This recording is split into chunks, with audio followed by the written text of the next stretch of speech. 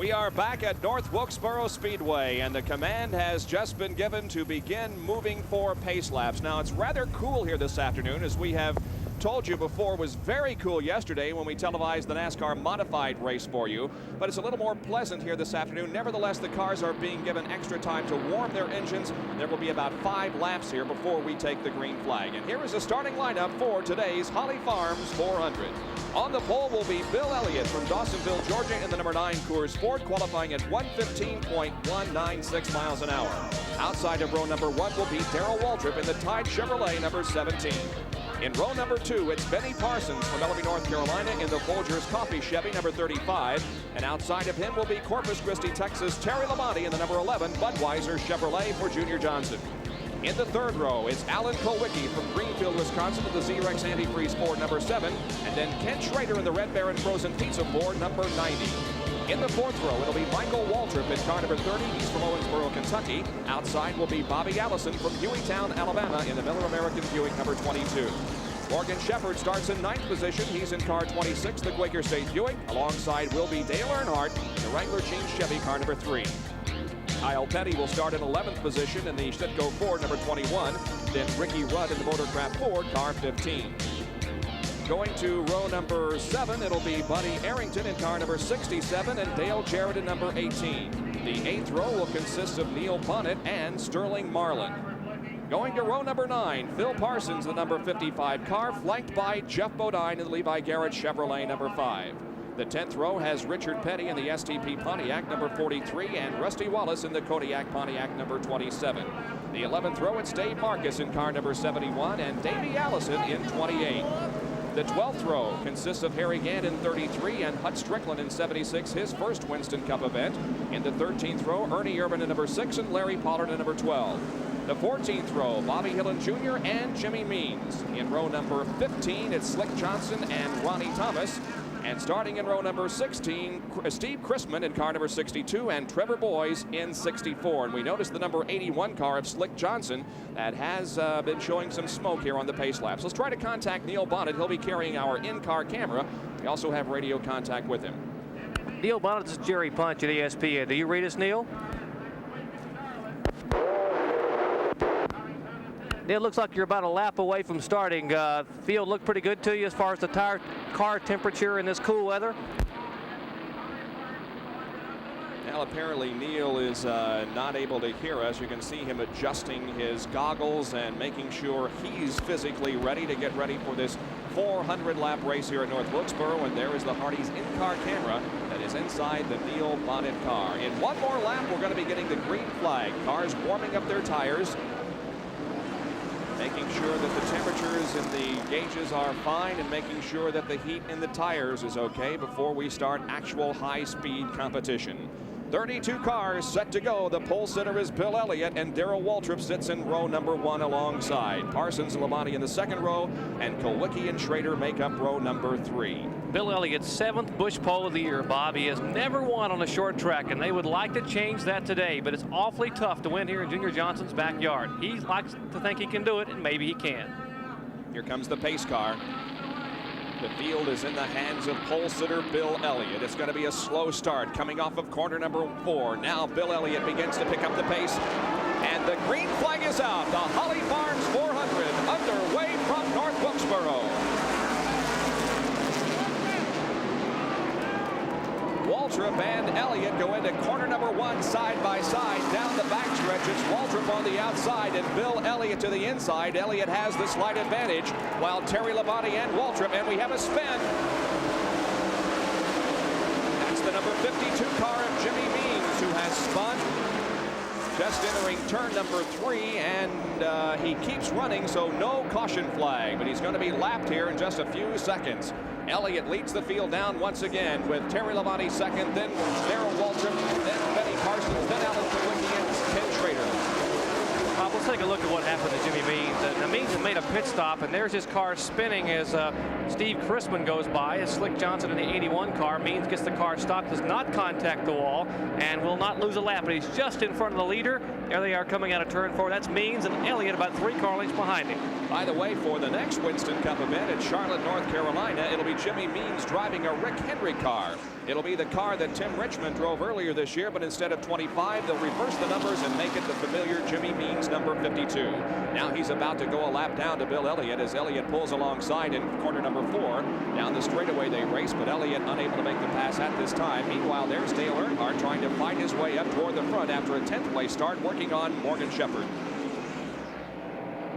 Back up front, Jimmy Means holding off the likes of Bill Elliott and Terry Labonte. And Bob, this is not surprising. Means ran awfully well as Elliott gets a little bit of a tap from Terry to let him know he's there. But Means ran well at Richmond, Virginia a few weeks ago. He ran on the lead, in fact led under green.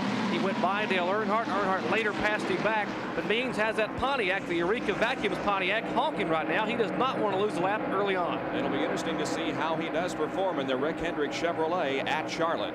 There are the leaders coming down. That first car is the lap car, or about to be lapped. Jimmy Means, although he's staying ahead of Bill Elliott right now.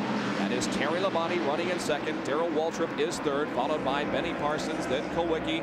Dale Earnhardt has moved up to a 6th position at the moment. Now Jimmy Means' car slides high in turn number 4, and he is passed by the first 3. Elliott, Labonte, and Darrell Waltrip.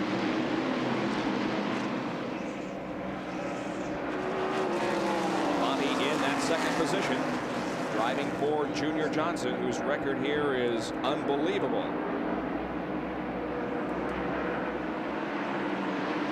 Bob, Dale Earnhardt really making a move. You know, we thought maybe he would lay back a little bit, even though it's not his driving style. There we're inside Neil Bonnett's car with the Hardee's race cam, the Valvoline Pontiac, trying to work behind Richard Petty.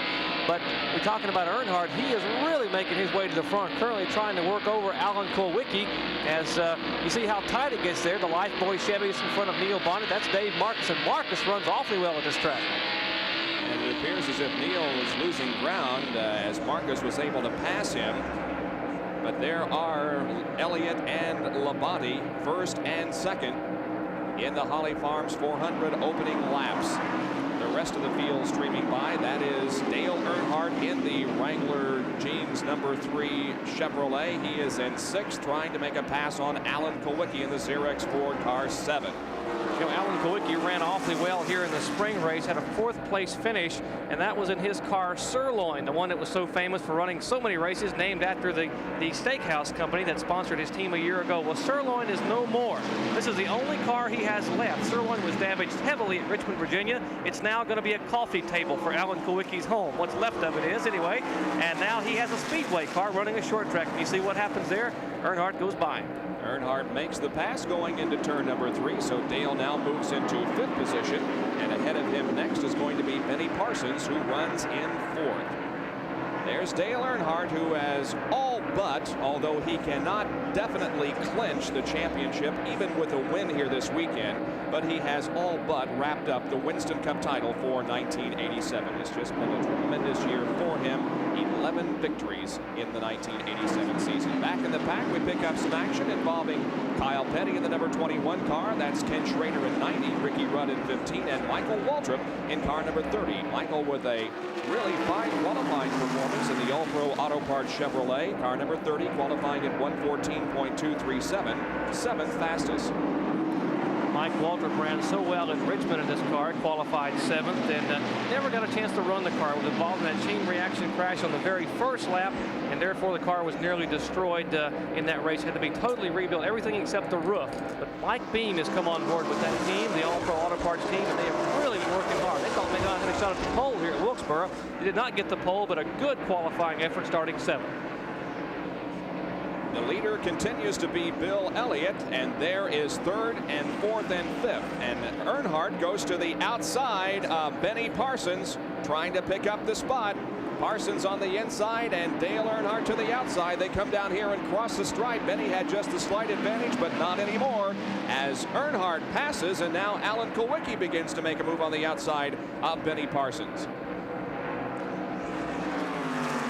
Here's Harry Gant in the pits, an unscheduled stop for Harry Gant. We understand they had a tire smoking, possibly a right rear tire going down as Earnhardt's car making its way toward the front.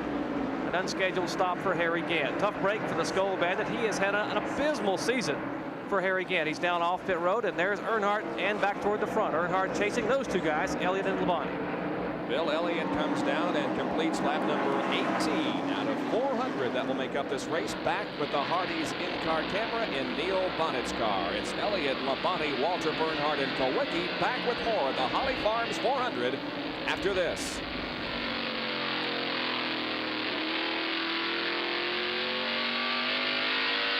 It's the Holly Farms 400 live from North Wilkesboro, North Carolina. I'm Bob Jenkins along with Dr. Jerry Punch, Dick Berggren, and Gary Lee. And the leader is Bill Elliott in car number 9. Terry Labonte runs second, and we have a new third place position.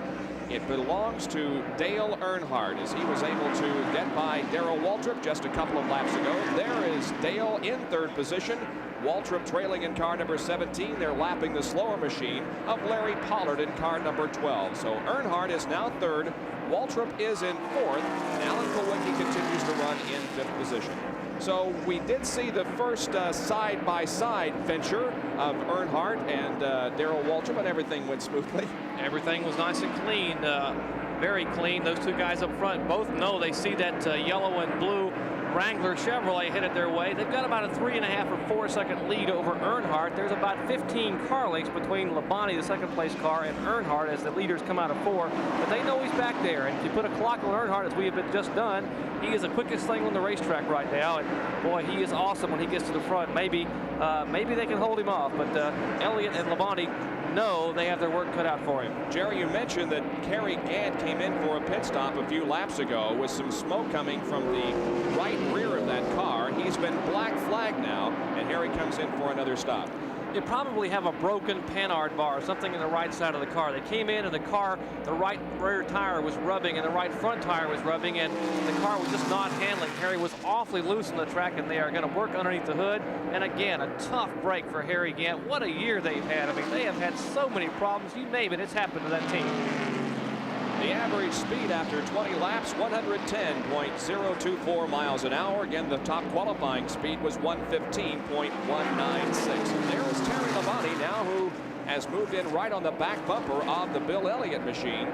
So we could be seeing a battle for first position here in the next few laps. Ronnie Thomas in car number 41, who started 30th, is being lapped by the front runners.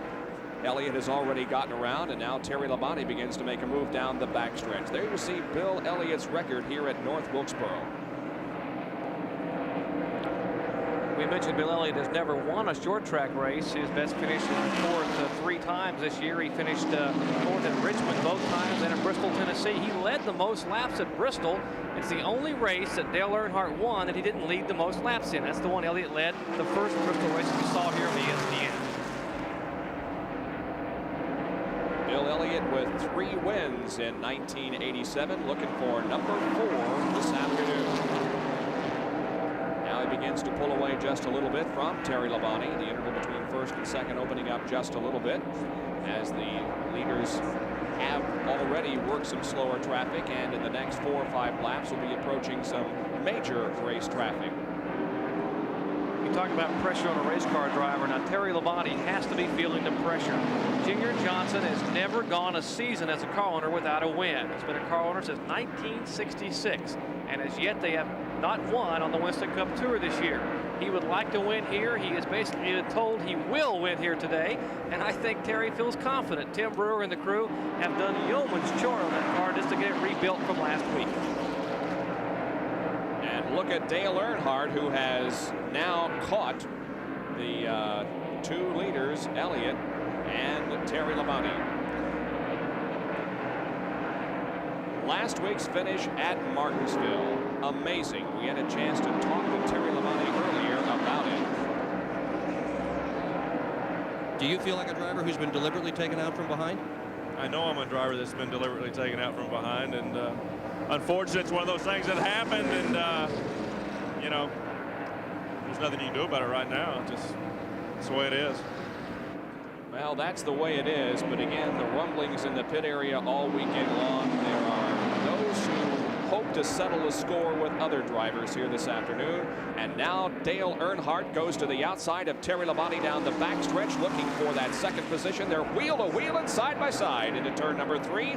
Earnhardt comes out with about a half a car length advantage off the 4th corner, side by side down the straightaway. Earnhardt with about a quarter of a car length advantage. Now he makes the pass cleanly and moves to second. So indeed, Dale Earnhardt appears to be the man on the move, the fastest car on the racetrack at this point. In the final practice session yesterday, the 3 quickest cars were Waltrip, Earnhardt, and Labonte. Now, Elliott was just a tick off, but he wasn't that quick as far as on fresh tires. Now, we remember Waltrip changed engines this morning, so he's on an untested engine. He's not running all that well right now, but maybe they can get it dialed in a little bit. Labonte running about what he thought he would do early on, and Earnhardt, well, no one knew how well he would run because he didn't qualify that well. But boy, he is really running hard now. That's 4:56 right there on the screen. And we have Labonte into the wall in corner number 4. He slides high on the racetrack and tags the wall in corner number 4. The car moving very slowly down in front of the huge crowd that we have in the grandstand. So the yellow flag race is on, and Labonte apparently is going to be able to drive it around to the pits, but he's got a sorry-looking right front tire. Well, it looked like he couldn't get the car refired. Right in front of us, he was clutching the car, trying to get it refired. Let's take a look and see what happened. Labonte, of course, was running. He's the 3rd car on the screen. The car just darts up across the track. He did cut a right front tire.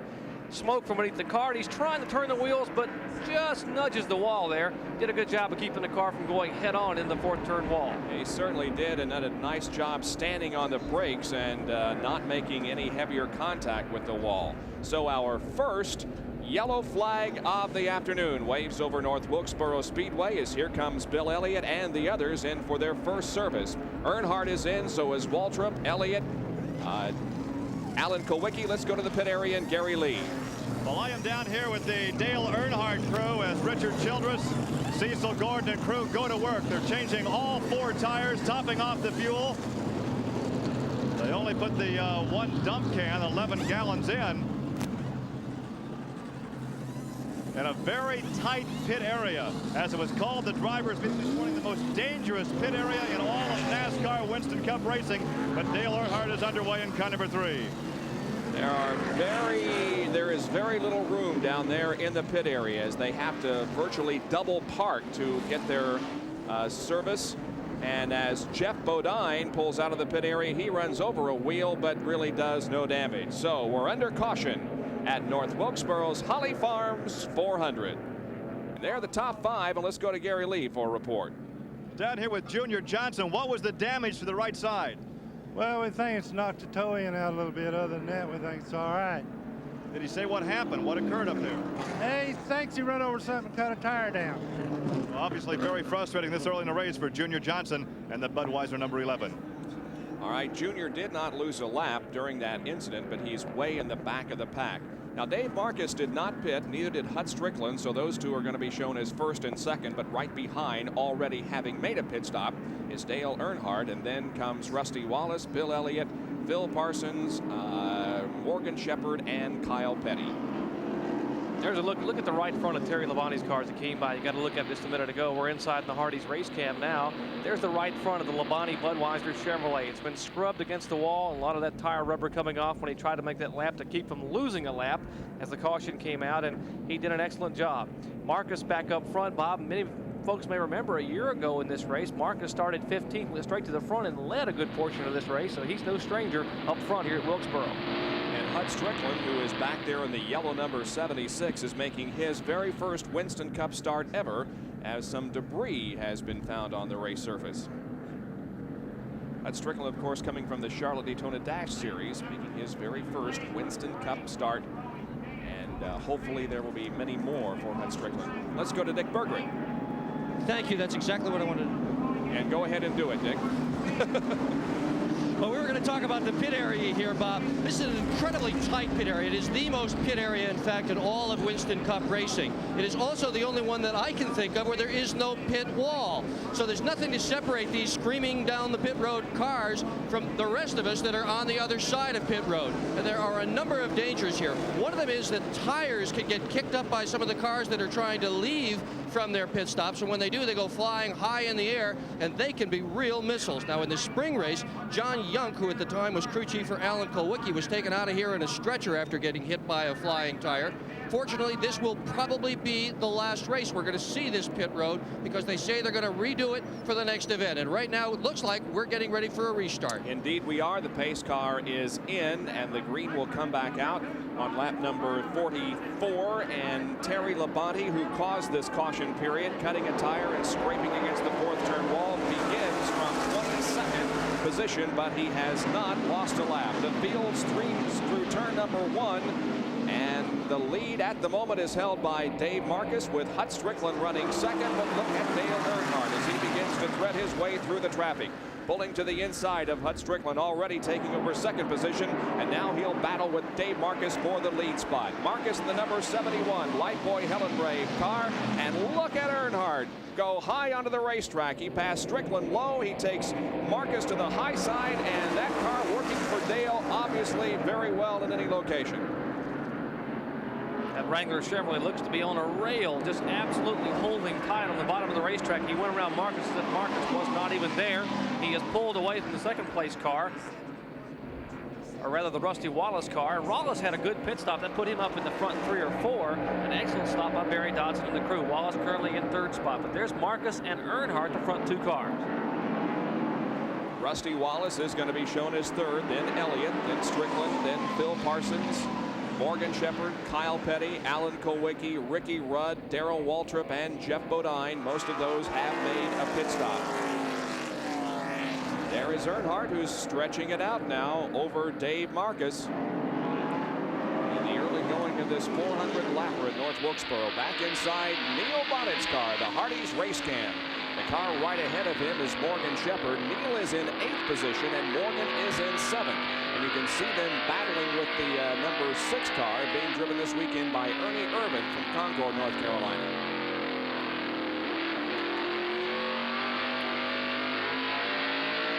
There goes Alan Kulwicki to the inside and passing Neil Bonnet as now we look from the rear window. And that is Ricky Rudd right behind Neil, and Waltrip behind Rudd as Rudd tries to look to the outside, rather the inside, in turn number 4. And as they come off the straightaway, it looks like that Ricky may pick up that position. And he's blocked by the slower car number 6. There's the traffic jam down in turn number 2. And Jeff Bodine is really making a move while all of this traffic is out there on this racetrack. Bodine is the car there on the left, the yellow machine. Ricky Rudd getting boxed in behind Ernie Irvin, one of the rookie competitors from the West Coast, now lives in Concord, but a former Winston West driver. Now he gets from around Irvin, and there's Jeff Bodine moving inside of Neil Bonnet. And here we have a battle shaping up for second as Bill Elliott has suddenly passed Rusty Wallace and now begins to work on Dave Marcus for that second position. Coming out of turn number 2 down the backstretch, Elliott moves to second, dropping Dave Marcus back to third, and there is Rusty Wallace right on Dave Marcus's back bumper. So Elliott indeed showing some strength here. Now we see Rusty Wallace go to the high side in turn number 1 and pass Dave Marcus. Just about now he makes the clean pass, and Rusty Wallace moves to third.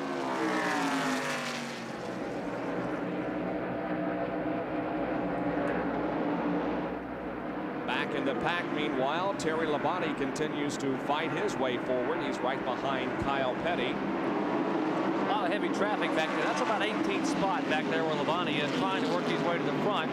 Just seeing as the car has the toe-in problem, as Junior Johnson told Gary Lee a minute ago, but the car seems to be handling quite well. Labonte has a little bit of oversteer coming out of the corners. He's working over Kyle Petty, and Kyle is no slouch here. Remember, Kyle finished second here in the spring to Dale Earnhardt, so he has an awfully strong car. It's the same car that Kyle won with at Richmond a year ago. The same short track car the Woods have been running for a couple of years. The Wood brothers, I should say, from Stewart, Virginia. 3 abreast racing there in turn number 2. That's Kyle Petty in 17th position, and Terry Labonte is in 18th. The 6 car is already lapped. There is the leader, Dale Earnhardt from Annapolis, North Carolina, looking for win number 12 in Winston Cup competition this year. And with more from North Wilkesboro in just a moment. There's Earnhardt just passing some of the rear traffic there. That's Ronnie Thomas's car, Larry Pollard in the Hamby car. Roger Hamby owns the car number 12. 4.5 second interval between Earnhardt and the second place car of Bill Elliott. One car on the move, Bob, has been Geoff Bodine. Bodine now showing in the top 5, running awfully well toward the front. He was 12th at the drop of the green for the restart after the Labonte yellow and has now moved up to 6. So indeed, Geoff Bodine is running very well. 17 starts, 2 wins, 10 top 5s in North Wilkesboro for Dale Earnhardt. Well, let's go to Gary Lee in the pit area. Gary? Well, Bob, throughout much of the weekend, this portion of the pit area is the technical inspection area. We have the scales back there, the NASCAR templates, the other measuring devices. But for the race itself, this is the NASCAR penalty box. That's right, in motorsports, this is not hockey. In fact, it was first utilized about 3 races ago at Richmond for some rough driving on the track. 2 drivers were black flagged and brought in. Geoff Bodine lost 2 laps in the pit area. Bobby Hillin lost 8. Now, apparently in NASCAR, it's okay to nerf and bump, but you can't drop kick your competition. You can't deliberately drive into them. In that case, a driver is black flagged, brought in here, and has held for some undetermined amount of time. Now, there's only one nice part about this penalty box being here. In a long penalty, you're only a few feet away from the concession stand. All right, Gary. Well, we've certainly seen nothing in this early portion of the race to indicate that anyone will be put into the penalty box. It's been a very clean race. But indeed, if NASCAR feels that somebody did something that they shouldn't have done on the racetrack, they simply bring them in and let them cool off for a few laps before sending them back out into competition. It's a judgment call. You know, we talked to Les Richter and Dick Beatty. They bring them in, and the official, the NASCAR official standing in their pit, will wait and tell them when the driver is cool. The driver is very animated and jumping around inside the car and screaming and using some language possibly. They'll let him sit there for a while until he cools off. If he comes in and smiles and nods his head, and they let him go in a lap. So Dale Earnhardt continues to smoke the competition.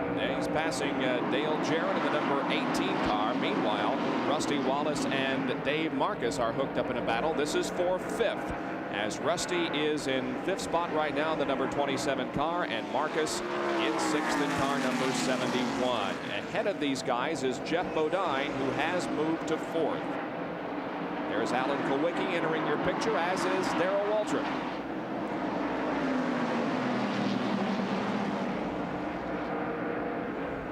There's Rusty Wallace, the young driver from Valley Park, Missouri. And there's Dave Marcus, a veteran campaigner, drives the Helen Ray Chevrolet. Those 2 campaigners coming from different backgrounds. Wallace run the ASA circuit out in the Midwest, and of course the ARCA background for Dave Marcus from Wausau, Wisconsin. The car, the 27 that Wallace is driving here, is a car that Tim Richmond drove here and won in 1984. It's an older car. They've nicknamed it Millie. Tim Richmond sat on the pole with it at Darlington in '83, set a track record that stood there for a couple of years.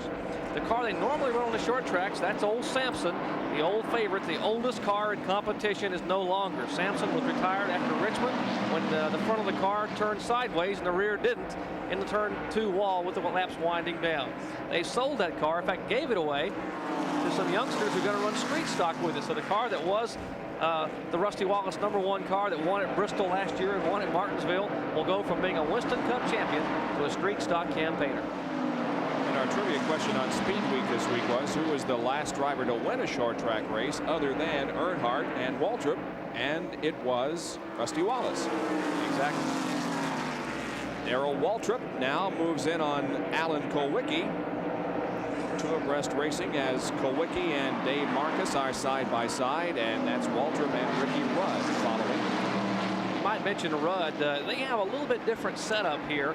That's a new car they took to Richmond, and Ricky Rudd is just behind that pack of threesome right there. That's Kulwicki. They see Rudd in the right of your screen, the red and white Nerval number 15, the Motorcraft Ford. The car he'll be leaving after this season, but they have a new car. It's only its 3rd race, and the car is set up for a greasy racetrack. Ricky was telling me that when the track gets slippery later on in the day after the 200 or 300 lap mark, they should really make their move to the front. Throughout the afternoon, we'll be giving you information as to who is going and who might be going where for 1988, but there has already been a driver named for the Bud Moore car that Ricky Rudd is driving right now.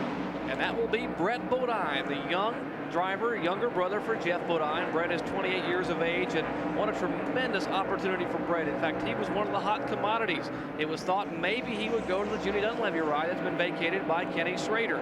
Possibly Rick Hendrick would buy part of that car and put Bodine aboard, and maybe even bring Gary Nelson over as a crew chief. Well, that didn't happen. But what did happen is Brett Bodine will now drive the Bud Moore car, a very competitive car that will be sponsored by Motorcraft. Well, maybe, and maybe someone else. That's yet to be named for 88. But a good ride for Brett Bodine. Now Waltrip has passed Dave Marcus, and Darrell Waltrip has moved into the 7th position.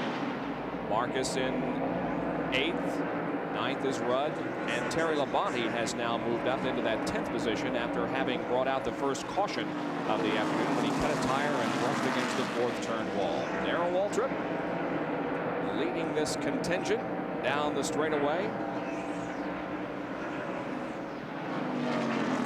Back up front, we have Dale Earnhardt still leading, and there he is as he is behind Neil Bonnet, and Neil is about to go a lap down. Earnhardt trying to pull alongside. Neil Bonnet is in 17th position, so there are now 16 cars on the lead lap. Neil goes a lap down. Get a good look at the Hardy face cam inside there as the Wrangler Chevrolet goes by. You see how Earnhardt just pulls the car down the rear and doesn't bobble at all. He just jumps back in the throttle. That Lou LaRosa engine responds. He pulls Bonnet by 2 or 3 car lengths down the straightaway. In 2nd position right now is Morgan Shepherd, and in 3rd is Bill Elliott. And there they are. Morgan Shepherd has made a fine charge to the front in the Kenny Bernstein-owned machine, number 26, sponsored by Quaker State. He, of course, will be replaced in that car by Ricky Rudd next year. Well, if Morgan Shepherd were to win this race, it would have to be a very popular win. Morgan is from Conover, North Carolina, just about 35 or 40 miles away. He ran this track a number of times back in his formative years in the late model stock car division. This car, Morgan has never really done that well here at this track. In fact, in the last 2 races, he's finished 25th and 27th. His best short track finish of the year, only one top 5, that coming last week at Martinsville. But they were hoping to turn it around. Morgan has a great attitude, even though he's being replaced in the car. He and the crew, Larry McReynolds and Kenny Bernstein, have worked to get that Quaker State Buick in victory lane. It just might happen today. Morgan running awfully well. Morgan's best finishes in Winston Cup competition this year have been on the short track. He was 5th at Martinsville last week and 8th in Bristol earlier in the year. Dale Earnhardt leads the Holly Farms 400 at North Wilkesboro, North Carolina Speedway. We'll be right back. Dale Earnhardt just continues to pass cars and lap other machines. Earnhardt is the leader with Morgan Shepherd 2nd. Elliott is 3rd. Jeff Bodine 4th. Rusty Wallace is in 5th with almost a quarter of this race completed. It is just amazing, Jerry, to watch Dale Earnhardt out there. He's just passing cars with ease. And at the moment, he has passed up to position number 14, the 14 cars on the lead lap. You have to figure they may have guessed correctly on the weather today. You know, yesterday we ran a modified event here, 150 lapper, and it couldn't have been more than 50 degrees here all day long. And with the wind chill, it must have been at least 40 or 42, awfully chilly. And that's when everyone ran that final practice session. A lot of teams speculated that it would be cold today at Wilkesboro, and they're wrong. What can I say? It's a beautiful day here in the Brushy Mountains, and a lot of teams have the car set up a little bit differently than they ordinarily would. All right, Gary Lee standing by in the pit area for this report. Well, Richard Childress, we were just talking about perhaps you had the right guess on the chassis setup on the engine. It was very cold yesterday. After practice yesterday, did you make any changes at all to car number 3? Yeah, Kirk made a couple of changes on it, and I think I hit it pretty good. We'll just have to wait and see how the track changes. Right now, he has only 14 cars on the lead lap. Total domination for the Wrangler Gene Chevrolet.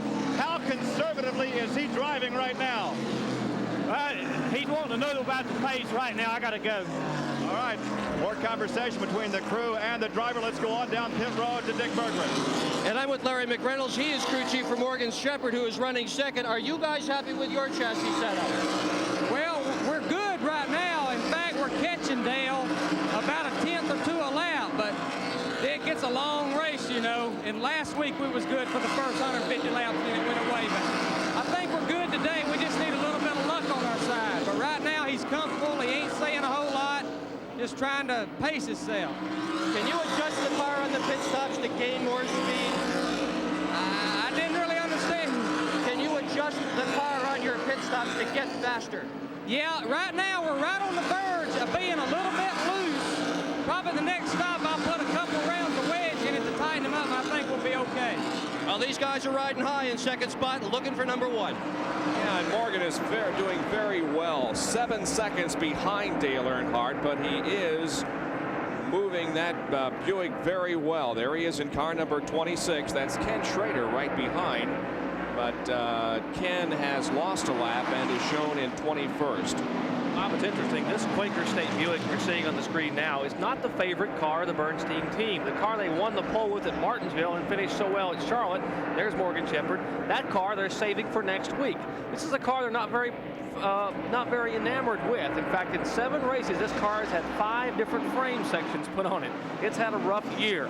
In fact, in April, Morgan Shepherd crashed the car here in a wreck with Mike Waltrip. They had to replace the front section, the rear section, both sides, and the top. Larry McReynolds said the only thing they saved were the gauges and the seat, and one of the gauges didn't work. So they almost had to rebuild a total new car, and boy, they have worked and done their homework. I referred a while ago to the fact that Morgan has had a couple of top 10 finishes on short tracks, but he has only 2. His best performances this year have come on the speedways, and Morgan comes from a short track background. So a finish here today, a good finish, would certainly help him out in his situation. Now there is Jeff Bodine and Bill Elliott side by side as they're going for 3rd spot, and Bodine really is impressive in the early going. Remember last year in this race, Jeff Bodine led the most laps, and it wasn't until 10 laps to go that Darrell Waltrip made the pass and took the victory. But Bodine, who has gone winless this year after winning 2, is having 8 poles and 2 wins in 86. They've gone to the well many times and come up dry in 87. They have yet to win a race, but now he's running awfully well. That's Bill Elliott in 4th. 5th at the moment is Darrell Waltrip, as he has come on rather strongly from that yellow. He made a pit stop and came out late and really fell into the tail of the field, but he's worked his way back up to 5th position. Rusty Wallace runs 6th. 7th is Terry Labonte, I should say, is 5th. Wallace is 6th. Waltrip is 7th. 8th is Dave Marcus. 9th, Ricky Rudd. And in 10th position is the number 7 car of Alan Kulwicki. Dale Earnhardt is dominating at the moment, and we have passed the first quarter mark. 105 laps are completed out of 400. And it's been a very safe race to this point here at North Wilkesboro. Only 1 yellow, and that was when Terry Labonte cut a tire and slid into the 4th turn wall. Other than that, we have been green all the way. And there is Rusty Wallace in car number 27 and Dale Earnhardt 6th and 7th. Our race summary with a 4th of the race gone, or a little over the 4th of the race. Here Earnhardt has led 65 of the 111 laps with about an 8-second advantage over Morgan Shepherd. We have had 2 lead changes among 3 drivers and 1 caution period that lasted 6 laps. And there is Richard Petty now about to be lapped.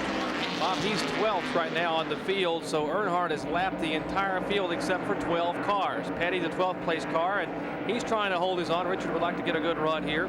Here's another driver that lost his short track car a week ago at Martinsville. So this is not the short track car they ran so well with here and finished 2nd with at Bristol. This is the car that they wrecked at Pocono. In fact, Joe Rutland wrecked the car in relief of Richard Petty, and the car had to be rebuilt. So it's not really a short track car, but it's late in the year with only 1 race left. He gets a little bit of a nudge from Earnhardt. Says, "Hi, King, I'm back here," and Richard Petty knows he's there, but he wants to hold him off and try to get you know, these 2 guys are vying for the record. Richard Petty holds the record for the most wins, 13 on the season, and Earnhardt currently has 11. If he would win today, it'd be 12, and he possibly could tie or even set a new record for single season wins in Winston Cup competition.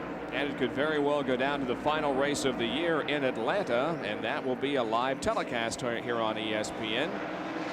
So stand by for that possibly. Now Earnhardt moves outside of Richard Petty and passes on the main straightaway. So now there are 11 cars on the lead lap. Earnhardt having a field day here in the early going. You know, that the bumping that we saw there just a few minutes ago, Jerry, that's very common in Winston Cup racing and in other types of racing, as the guy who is running behind somebody that he could pass easily just simply moves up and gives him a nudge and says, hey, I'm here, please let me around. Bobby Allison comes in for a pit stop in the number 22 machine. He was in 16th before this pit stop. They're changing the right front tire. It would have to be an unscheduled stop, Bob. They could go about 150 or 60 laps under green flag conditions for fuel, but the right front tire getting a little bit thin as Bobby Allison makes the pit stop, and Gary Lee is standing by. Gary? Well, when we talk about longevity, we have to think about Bobby Allison, because today is his 700th NASCAR start, his 40th here at North Wilkesboro, and the numbers are just incredible. He has won 12% of those races. He's finished in the top 5 on 43% and the top 10 on 67%. He's won here 4 times. Now keep in mind, he's won in a Chevrolet, a Ford, and a Dodge, but today he drives a Buick, and he'd like to put that Buick in victory lane. His 40th try here, his 700th start in NASCAR competition. As you mentioned, Bobby has 4 wins here at North Wilkesboro. Darrell Waltrip has 9, and Richard Petty leads the all-time winners list at this racetrack with 15. Those that have won at least one race here include Benny Parsons, Neil Bonnet, and Harry Gant, and Dale Earnhardt, with his win earlier this year, also has 2 victories at North Wilkesboro. We go inside Neil Bonnet's car in the Hardee's race cam, and we'll give you an idea of the footwork that goes on here at this half-mile racetrack, or a little over a half mile. How he is on the accelerator and on the brake, and really busy all the time. Let's go to the pit area. He sure is busy today, Bob Jenkins. They worked on this car for 2 days trying to set it up to get it to go around Wilkesboro really, really fast. And after all that work, they had a team meeting yesterday afternoon after the last practice, and they said, hey, this is not nearly as good as we ran here in the spring. So they scrubbed all that work. They put the springs in, the anti-roll bars, all the settings in that they had run here several months earlier. They're out here today with that setup with 0 practice, none, not any. It is not working as well as they had hoped. It is not working as well as it did in the spring. Well, we understand that Neil is complaining of a vibration in that car. You saw him gesture to one of the drivers behind him, and we believe that was Terry Labonte, whom he motioned to simply to go ahead and pass. Neil just not happy with the way that car is set up and handling, and so he was simply letting Terry know that that he should go to the outside and make the pass. There's Bonnet, the Valvoline number 75. You know, Neil has been one of the most consistent drivers this year. Although he is yet to win, he's had some good finishes. Neil Bonnet showing up in the points, although problems the last few weeks have dropped him back to 7th overall in the point standings, but he has had some good runs. He's had 3 4th-place finishes at Rockingham, here at Wilkesboro, at Riverside on the road course, and up at the Monster Mile at Dover, Delaware. And you can see that Dale Earnhardt is working on Alan Kulwicki in 10th position, so he's about to put him down a lap. Meanwhile, here is Rusty Wallace in 6th position and Darrell Waltrip in 7th. These guys are running together and running well, but nobody is running like Dale Earnhardt is running.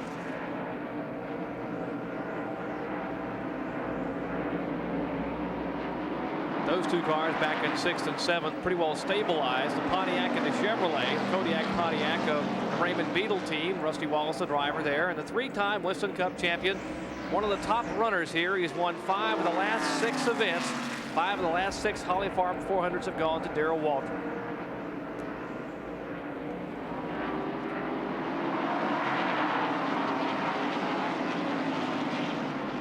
So that battle is stabilized, at least for the moment, as Rusty Wallace holds on to that 6th position, and Waltrip is in 7th in the Tide machine, car number 17.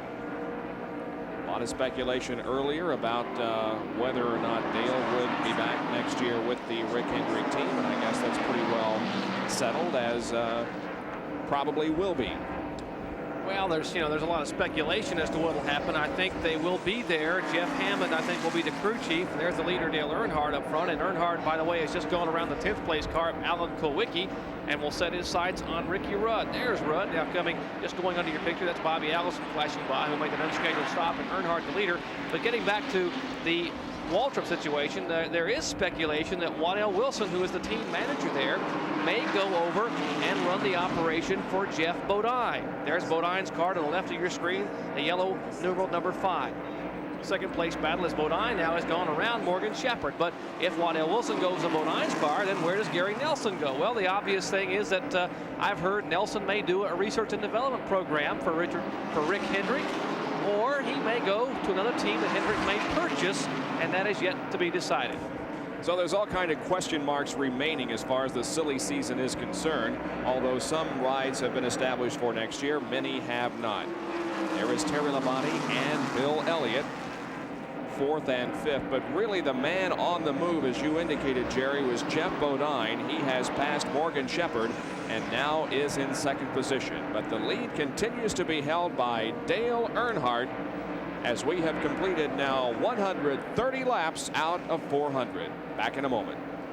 Back at North Wilkesboro on a very cool Sunday afternoon, and not nearly as cool as it was yesterday, as we indicated earlier, mainly because there isn't as much wind here today. But because of the cool weather, there are certain changes that have to be made on Winston Cup cars.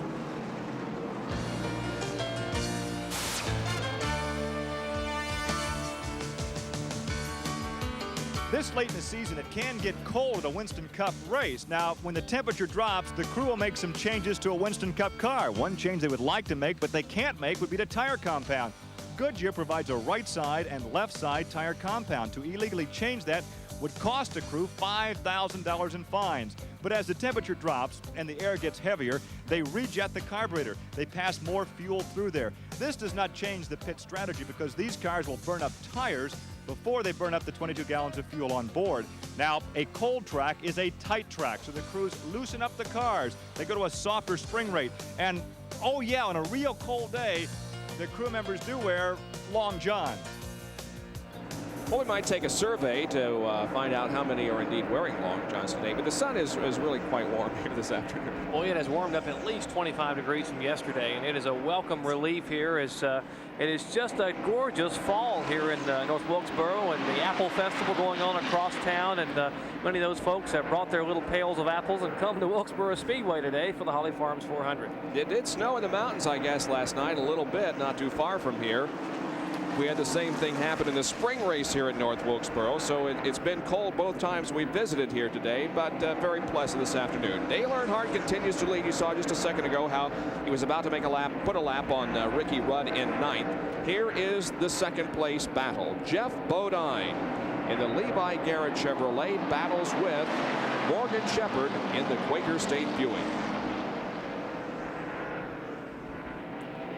Two total different backgrounds there. Shepherd, who grew up on the short tracks on the asphalt around the south, driving cars with fenders. The late model stock car division was a former late model stock car, which is now Busch Grand National champion for NASCAR, as opposed to Bodine, who grew up with the open wheel modifieds.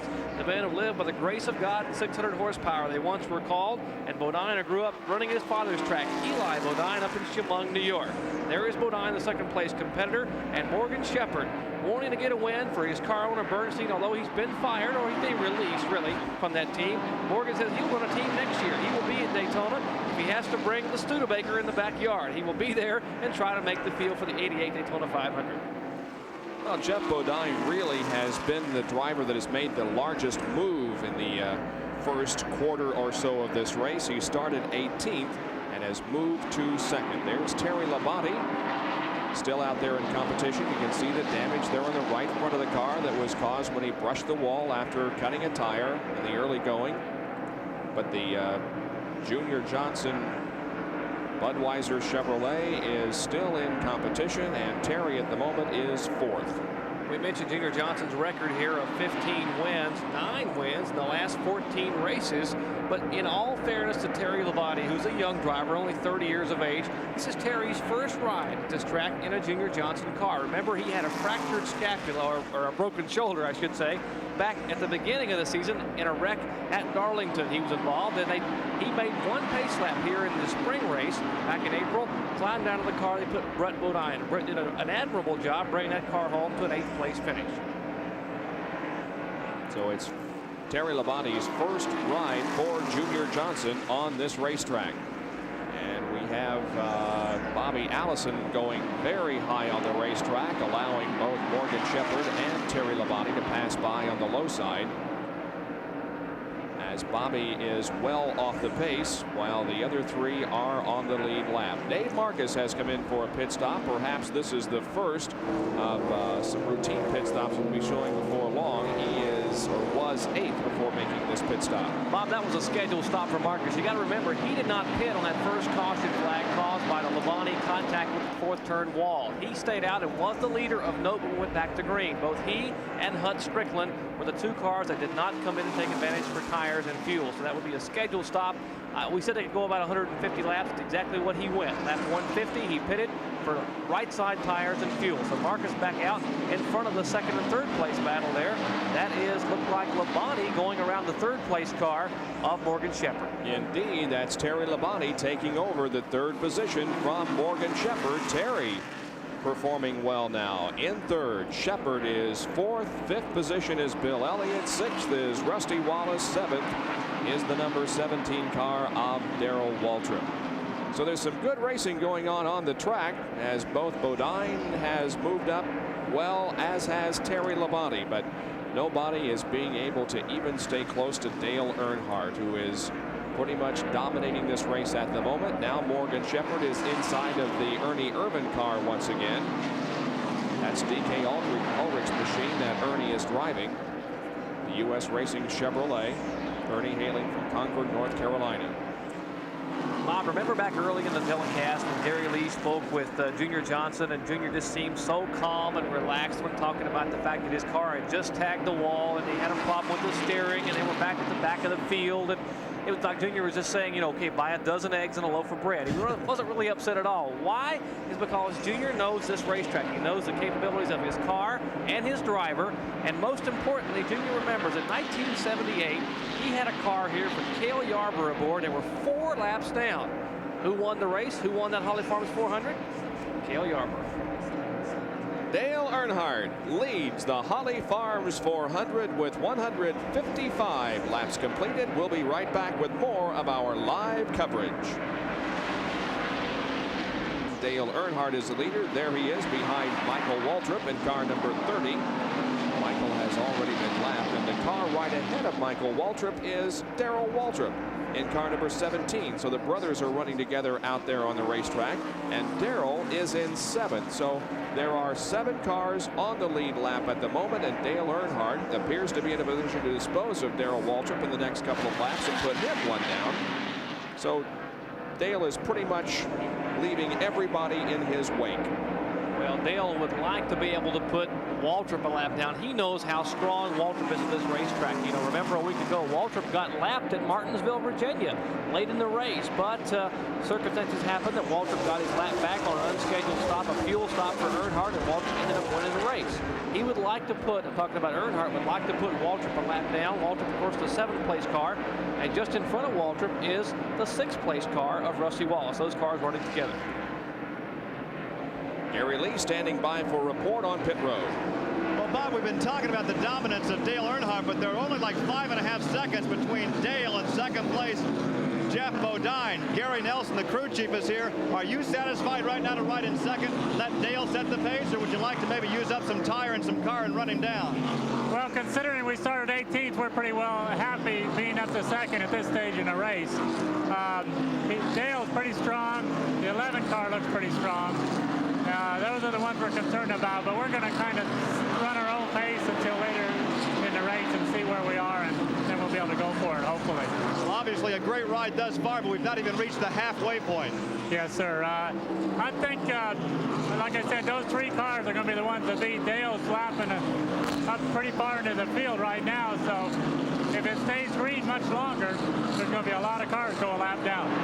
Listen up, when you come from 18th to second, you got a great ride going. Don't discount the chances of car number 5. Well, you're absolutely right, and he is picking up about a half a second a lap on Dale Earnhardt. You can see that Jeff there is running without any race traffic around him. He has passed Richard Petty and Kyle Petty and others, and he's in clean air. However, Dale Earnhardt is caught in some race traffic at the moment, so that interval could even shorten from that. And Bob, take a look at Terry Labonte, the car number 11, the Budweiser Chevy, going around Kyle Petty. Labonte now currently being shown in 3rd spot. And he is really coming to life, showing the strength and flexing some muscle there as Kyle tries to stay on the inside.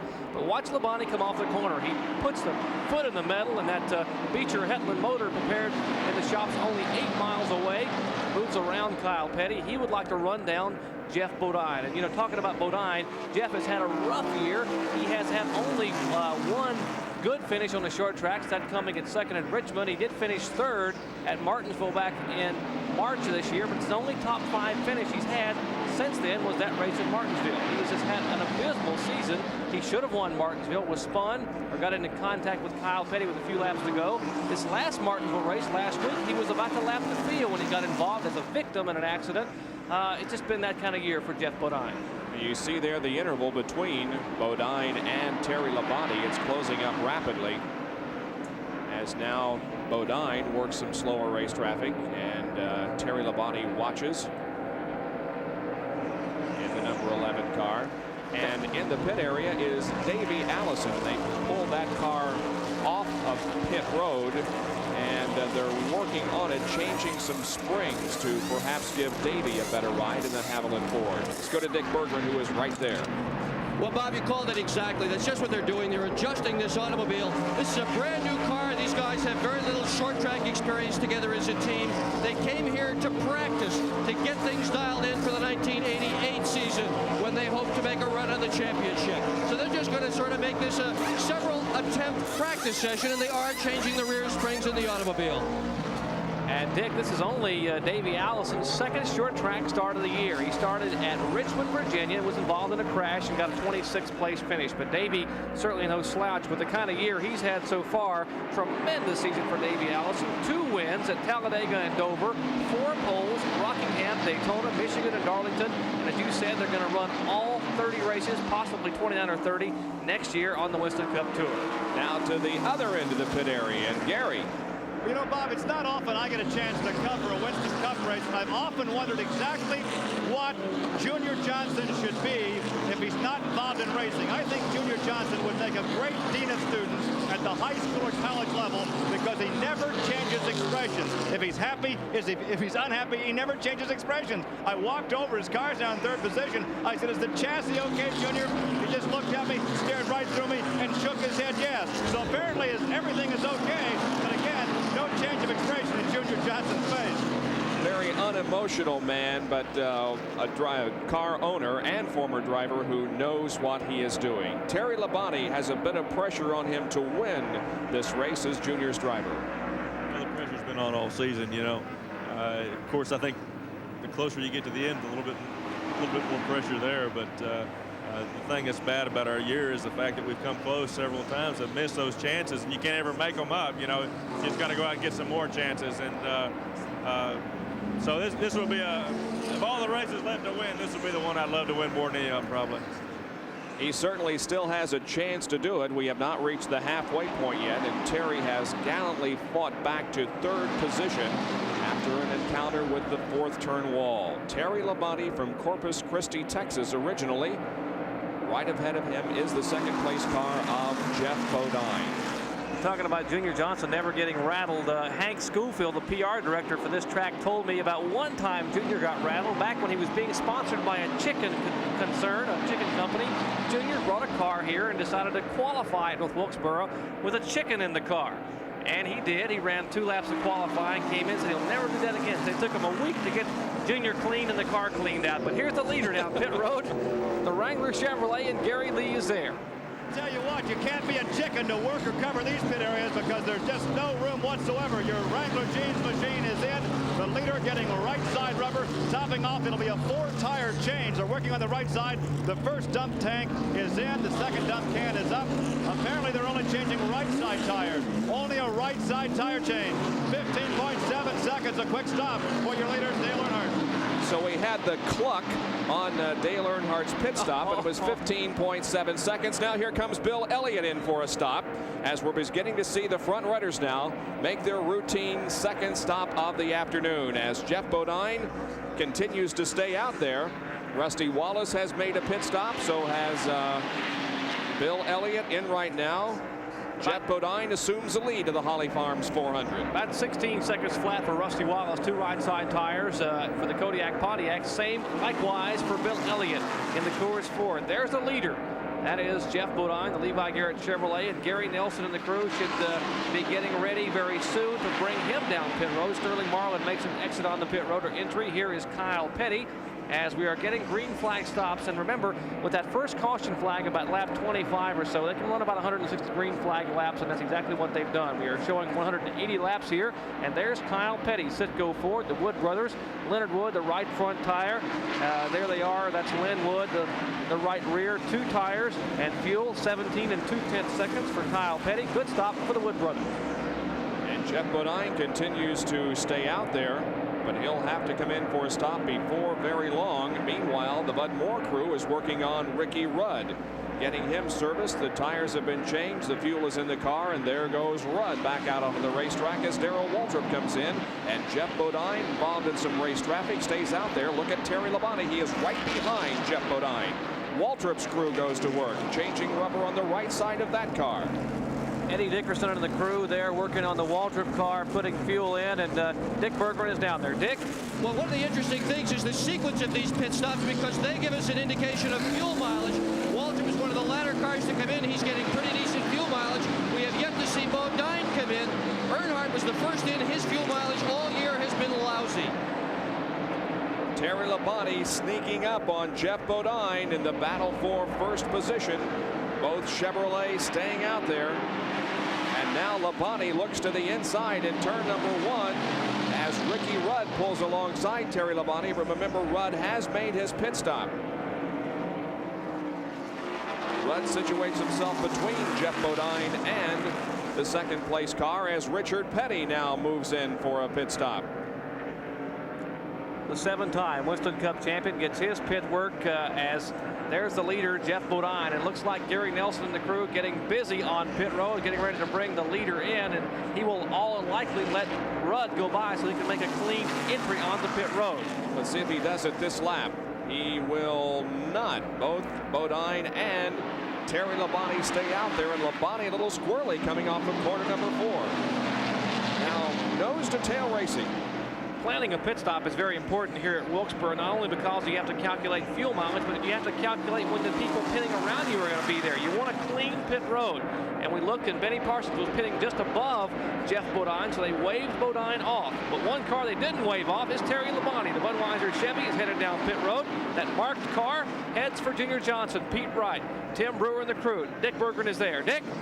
Yeah, they sure are ready for him. They've been ready for him for several laps. They're checking the tires on the left side, doing what almost everybody else has done. 2 cans of fuel and right side tires. No chassis adjustments here on Labonte's car, and he's off. Jerry? Great pit stop there. 15 and 3/10 seconds. Pete Wright jerked the jack out from beneath it. And here's the leader, Geoff Bodine. Gary Lee is there. Good area, right side tires for Geoff Bodine. He's one of the last to come in, so he's getting good fuel mileage. Gary Nelson with a chassis adjustment on the rear of the car, a minor one. Tires have been changed. Fuel slow going in. Bodine now away. 17-second stop for Geoff Bodine. Morgan Shepherd has also come in, so all the front runners have made pit stops under green. And the lead is now assumed by Dale Earnhardt once again. He is able to maintain that advantage after all of these green pit stops. We'll be back with live coverage from the North Wilkesboro, North Carolina Speedway and the Holly Farms. Bob Jenkins, Jerry Punch, Gary Lee, and Dick Berggren back at North Wilkesboro, North Carolina Speedway in the Holly Farms 400 Winston Cup race, the last short track race of 1987. We are under a caution because of the fact that we believe the ambulance has to cross the track and take someone to the hospital, and we don't have a complete report on that, but we believe that's the reason for the yellow. In any case, the caution flag has come out, and speeds are reduced. Now, several have come in for another pit stop under this caution, although they just made pit stops a few laps ago. And Terry Labonte is the first car behind the pace car, so he'll be shown in the lead with Dale Earnhardt second. Third will be Geoff Bodine. Fourth is going to be Morgan Shepherd, and fifth, Bill Elliott. Those 5 cars on the lead lap. You might wonder why cars would come back in at pit after just having pitted under green. Well, you know, under green flag, they only get 2 tires, 2 right side tires. Most everyone, the leaders, of course, Labonte, Rusty Wallace, Earnhardt, everyone coming back in for left side tires. You have fresh rubber all the way around and top those fuel tanks off. So the field is slowed, but the ambulance is not moving from its backstretch position, so perhaps that isn't the reason for the caution. And we haven't heard officially from NASCAR what the reason for the caution flag is. But nevertheless, we are at reduced speed, and the field has bunched up, and we'll be right back. Back at North Wilkesboro, and the green flag will be coming out in another 1/4 of a lap as the field is in turn number 3 and the pace car is accelerating to get off of the racetrack. Labonte is the leader. Benny Parsons is the driver on the inside, and there is the individual who was injured, and instead of taking him in an ambulance outside of the track, they simply walked him across the track. So no serious injury, we believe, but nevertheless that was the reason for the caution flag. We are back to racing, and perhaps Gary Lee, as Terry Labonte takes off into the lead, can tell us more about the situation. Gary? Yes, Bob, I can. The injured crew member working with the Bobby Allison Miller American number 22 was Mark Osborne. He actually was clipped in the lip, or in the mouth, with the air hose following the pit stop. We are told he lost at least 1 tooth. It split the lip that may require some stitches. So he's being taken to the hospital for examination, observation, and perhaps some stitches. Mark Osborne, otherwise okay, but that was an altercation here in the pit area. All right, that's the word on the reason for the caution flag. We are back to racing now, and Labonte is the leader. And some good racing going on there behind the leaders. That is Rusty Wallace, Morgan Shepherd, Richard Petty, Ricky Rudd, Darrell Waltrip, Phil Parsons, and others, as we have 2 and 3 of Best Racing. And Bob, halfway that time by. Harold Kinder holds the cross flags up there. 200 laps complete and 200 to go. Rusty Wallace, the 6th place car, not coming up to speed there. There's the 5th place car of Bill Elliott, or actually Elliott now showing in 4th spot, as Morgan Shepherd is the 5th place car. But Rusty Wallace's car there, Richard Petty trying to make a move inside Wallace. His car really getting loose here. You have to be concerned. Maybe he's got a tire going down, or possibly a problem. His car certainly not coming to speed like he would like it to. So at the midway point, here is our Napa mid-race recap. The leader was Terry Labonte, although he had only led 6 of the 200 laps. Earnhardt has led far and away most of the laps in the first half of this event. The margin about 1 second. We have 8 cars on the lead lap. There have been 4 leaders and 6 lead changes, 2 caution periods for a total of 11 laps. The attrition rate really has not been all that great this afternoon, as Slick Johnson has dropped out in car number 81, and so is Harry Gant in number 33. And one other car that is on pit road at the moment is Dave Marcus, but I don't think he has been officially declared out of competition. So Junior Johnson's Budweiser Chevrolet has gone into the lead with Terry Labonte. Dale Earnhardt has moved to 2nd. Geoff Bodine is 3rd. Back with more live coverage in just a moment. The first significant crash of the race has just occurred. Steve Chrisman tags the wall between turns 1 and 2. Also involved was Hut Strickland, and I believe it was caused by Chrisman losing a motor and dropping oil on the racetrack, because Strickland got into trouble because of that, and there was also a fire under that Steve Chrisman machine. So I believe it was caused by a blown engine. Well, the safety crews are there, Bob, and they have extinguished the fire. Chrisman is told, and as all drivers told in the NASCAR drivers meeting, to stay in the car, keep the belts tight, keep them hooked up, and stay put unless the car is on fire. And of course the fire had basically gone out. Let's take a look and see exactly what happened to Steve Chrisman, rookie driver from Fort Wayne, Indiana. Now going into turn 1, camera rotates, and there is Larry Pollard spinning the flames beneath the AC spark plug Pontiac as Crispin tags the wall. And of course, poor old Hut Strickland had nowhere to go, got in the oil, he tagged the wall as well. Crispin's car slides around toward turn 2, and there it's come to a halt. There's Crispin standing at the front of the car. He has climbed out, talking to the safety crew. He is okay, but the car will need a lot of work before they go to Charlotte next week. And I'm afraid the track is going to be under caution for quite a while, because there is oil to clean up, plus this powder that was put down from the Crispin fire is going to take a little while to clean up. So we're likely to be under caution here for quite some time. So the situation is third caution of the afternoon. Steve Crispin tags the wall in turn number 1, but is okay. While we have the opportunity, we'll pause again for these messages. Oh, they're putting out a fire in the 62 car. It's going to be several laps. Terry Labonte leads the Holly Farms 400 with 209 laps completed. Dale Earnhardt is second, Jeff Bodine third, Bill Elliott runs fourth, and Morgan Shepherd is fifth. So we ran a number of laps here under green, and now we have had 2 caution periods almost back to back, as one was caused by a crew member who was injured and needed to cross the racetrack, and now this accident involving Steve Crispin from Fort Wayne, Indiana. Steve is okay. You can see him there standing beside the car with his helmet, but he tagged the wall pretty good, as did Hut Strickland. Jerry? A lot of fire from beneath the car. The engine explodes here. You're going into the corner about 114 or 15 miles per hour. The car skids like it's on ice and tags the concrete wall. All those campers parked around have bird's eye view of what's happening. They parked there between turns 1 and 2, Camper Row here at Wilkesboro, and they got an eyeful. It's the Crispin car now being hooked up by the safety crew. Steve there overseeing everything. He is a driver that has had a lot of short track experience around the Midwest area, the ASA and ARTCO circuits. Came to NASCAR, ran the ARCA race at Daytona back in February, had an impressive run. He impressed the NASCAR officials so much they decided to let him go ahead and run, even with limited super speedway experience, to run the Daytona 500 or try to qualify. He's had a respectable year in the rookie season. They have not exactly had the best of luck, as that indicates today, but they have had a pretty good year and hope to have a good season next year in the Tom Winkle-owned racing team. So while the Crispin accident is being cleaned up and the field is running under yellow, we'll give you an indication of some of the safety features on Winston Cup cars. Track Facts are brought to you by the Robert Bosch Corporation, makers of Bosch Platinum, the ultimate spark plug. About a year ago, NASCAR standardized the safety netting in the windows of these Winston Cup cars by putting 2 seatbelt clamps on the rod, so the safety crew could come to a car, simply unclamp the seatbelts, and get the driver out.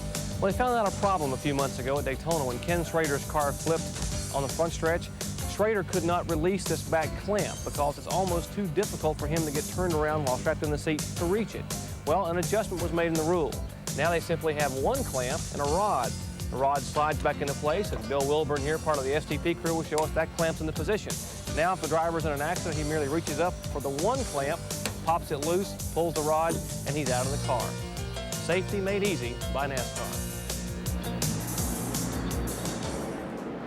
We are at North Wilkesboro, North Carolina, under caution with 213 laps completed. At the moment, the leader of this race is Terry Labonte. And that was Steve Crispin. Steve, was that as tough a lick as it looked? No, it wasn't too bad. I took a solid broadside hit. What happened? I lost the engine going into turn 1. You're all right? Yeah, fine. Steve Crispin, he's out of it today for sure.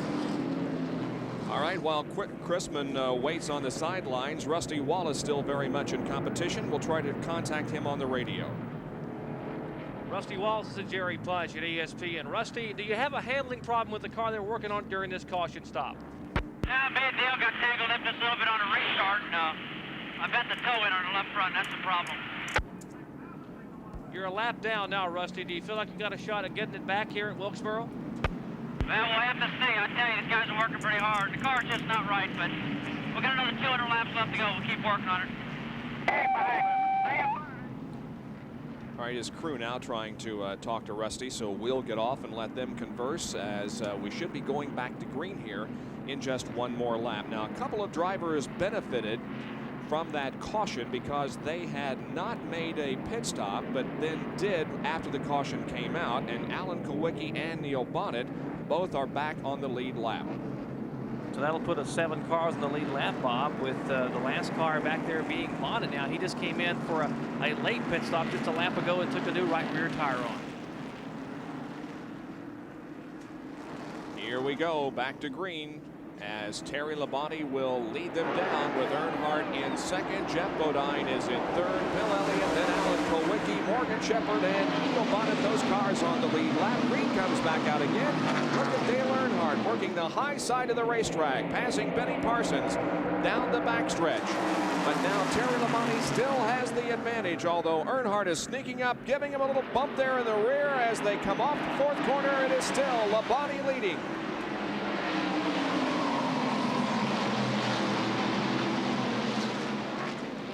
Terry has led for the last several laps, but because of this caution, the field is now bunched up, and we'll see if Earnhardt can make a run at him. Look at Bill Elliott working the high side of the racetrack. Jeff Bodine in the yellow and white number 5 is in third, and Bill Elliott is in fourth.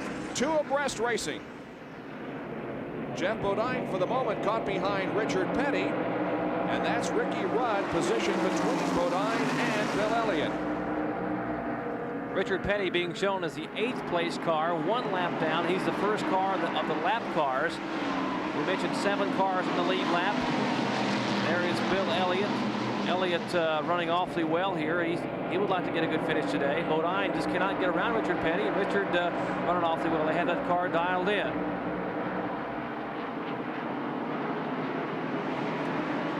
Pontiac leading Chevy and Ford. The breakdown when we started this race was 12 Chevrolets, 8 Fords, 5 Pontiacs, 4 Oldsmobiles, and 3 Buicks. But a Chevy is leading, a Chevy is in second, a Chevy is in third, then Bill Elliott's Ford in fourth, and the Buick of Morgan Shepherd in fifth. Take a look at the front of the car number 9 as it comes by. We'll get a shot as it come out of turn 4 next time. You can look at the grill in that Coors Ford. It is mashed in somewhat. There's the front of the car number 9. That grill having been shoved in with some of the short track framming and bamming. And that may be a problem as the afternoon continues. The car may overheat. That's what happened to Ricky Rudd a week ago. His grill at Martinsville got shoved in. The car overheated and he had to park it. So keep an eye on Elliott. Maybe a problem. It may not be if they get a pit stop and get to pull some of that grill work away. But the nose cone of that Coors Melling Ford has been blunted somewhat by short track competition. Well, we have not seen a great amount of bumping and banging and exchanging of paint that we have seen in the past years here at North Wilkesboro. So perhaps the conference that the NASCAR officials had with the drivers in their drivers meeting today did some good, because the drivers were warned very sternly that NASCAR would not tolerate any horse sense out there on the racetrack, and they would be placed in the penalty box if we did have something like that happen, and we just have not come close to seeing anything like that occur so far. Bob, there's a battle between 5th and 6th there. That is Alan Kulwicki, the 5th place car, and Morgan Shepherd from Quaker State Buick showing in 6th. Again, we have 7 cars on the lead lap. Neil Bonnet being the 7th place car, but those 2 cars there, the Ford and the Buick. For Kulwicki and Shepherd, of course, Bobby Hillen's car is a lap down. He is being shown in 11th, and the car number 17 would be the 12th place car. That, of course, is Darrell Waltrip. There is Hillen and Waltrip just behind the 5th and 6th place cars of Kulwicki and Shepherd. Well, Alan Kulwicki was talked about in the past few weeks concerning his future for 1988, but I guess he's pretty much decided that he will stay with his own team and continue in that vein. Kulwicki had a couple of opportunities, and there were some pretty decent rides. 3 or 4 people talked to him, but he likes to run his own team. He has gotten Billy Engel. Many people remember Billy Engel. He was a former Junior Johnson crew member and was a very instrumental person on Neil Bonnet's team last year when Neil Bonnet had the crew chief, Tim Brewer. Engel was the guy that actually pulled Terry Labonte out of the car here when Labonte got out on the pace lap here earlier in the year. Morgan Shepherd now makes a move. Bob, it takes over 5th spot. As a matter of fact, he does. Morgan Shepherd, who has run strong all afternoon, moves to 5th, and Kulwicki back to 6th. There is Darrell Waltrip in car number 17, but remember, he is a lap down to the rest of the field. So So it appears at this time that Waltrip does not have a real good chance of winning this race, but it's relatively easy to make up a lap here at North Wilkesboro, and Darrell is hoping that he can do so before the checkered flag drops. Moving alongside now of Alan Kulwicki, coming out of turn number 2 and down the backstretch, side-by-side race, and Waltrip passes Alan Kulwicki to the inside. We hope you're enjoying today's live coverage here at North Wilkesboro. There's the interval between first and second. It's Terry Labonte leading, and running in second is Dale Earnhardt. At the Holly Farms 400 at North Wilkesboro, we've only had 3 caution periods during this race. The first one was brought out on lap number 39 when Terry Labonte cut a tire and slid along the 4th turn wall. And the most serious yellow flag incident involves Steve Chrisman, who tagged the wall up in turns 1 and 2, but he was uninjured. Let's go to Gary Lee. Look at Bob, racing is a sport of the haves and the have-nots. It's also a sport where the haves try to help out the have-nots. A brand new Goodyear Eagle Racing tire will cost $175, so many teams will buy used tires. Buddy Arrington, for an example, has struck a deal with Bill Elliott. 2 crew members from the Arrington team just came down here and bought 4 used tires. The tires that were just taken off the Elliott machine during the last round of pit stops will be placed on the Buddy Arrington car 67 the next time in. We're not sure what the value of a used tire is, but the deal has been struck between Buddy and Bill. Well, it's been a good ride so far from the back of the pack to the front of the pack for one number car 11. Let's get more on that from Dick Berggren. Yeah, we're going to find out about that from Tim Brewer, his crew chief. Tim, is that car squared away? Is it running well, or is Terry leading on Hart? Is he running 10-10? Well, you know, when we lost a tire earlier in the race, we got a little bit behind, but fortunately it didn't damage the characteristics of the car any. As far as is he running hard, anytime you're in front of Dale Earnhardt, you're running hard, believe me. The guy's awful tough, and right now, Terry, he's just hanging on and doing whatever he can do. But we were awful lucky earlier today, you know, when we had that problem coming off 4. But we'll just have to wait and see now, I guess. A lot of fingers crossed in this pits, guys. Well, Terry has moved out to a 2-second advantage on Dale Earnhardt. So Earnhardt is not threatening at the moment. The question is he just biding his time and laying back in second position, or is Terry indeed the fastest car on the racetrack? I think it's the latter. I think Labonte is running awfully well. I can't imagine Dale Earnhardt, the competitor that he is, biding his time. I know that Richard Childress has tried to calm the boy down, as he says, and tell him to be careful and take it easy, and they basically have the Winston Cup title wrapped up. But I still believe that he would like to lead here if he possibly could. Meanwhile, we go back and check on this 3rd and 4th place situation. That is Geoff Bodine on the far left of your screen.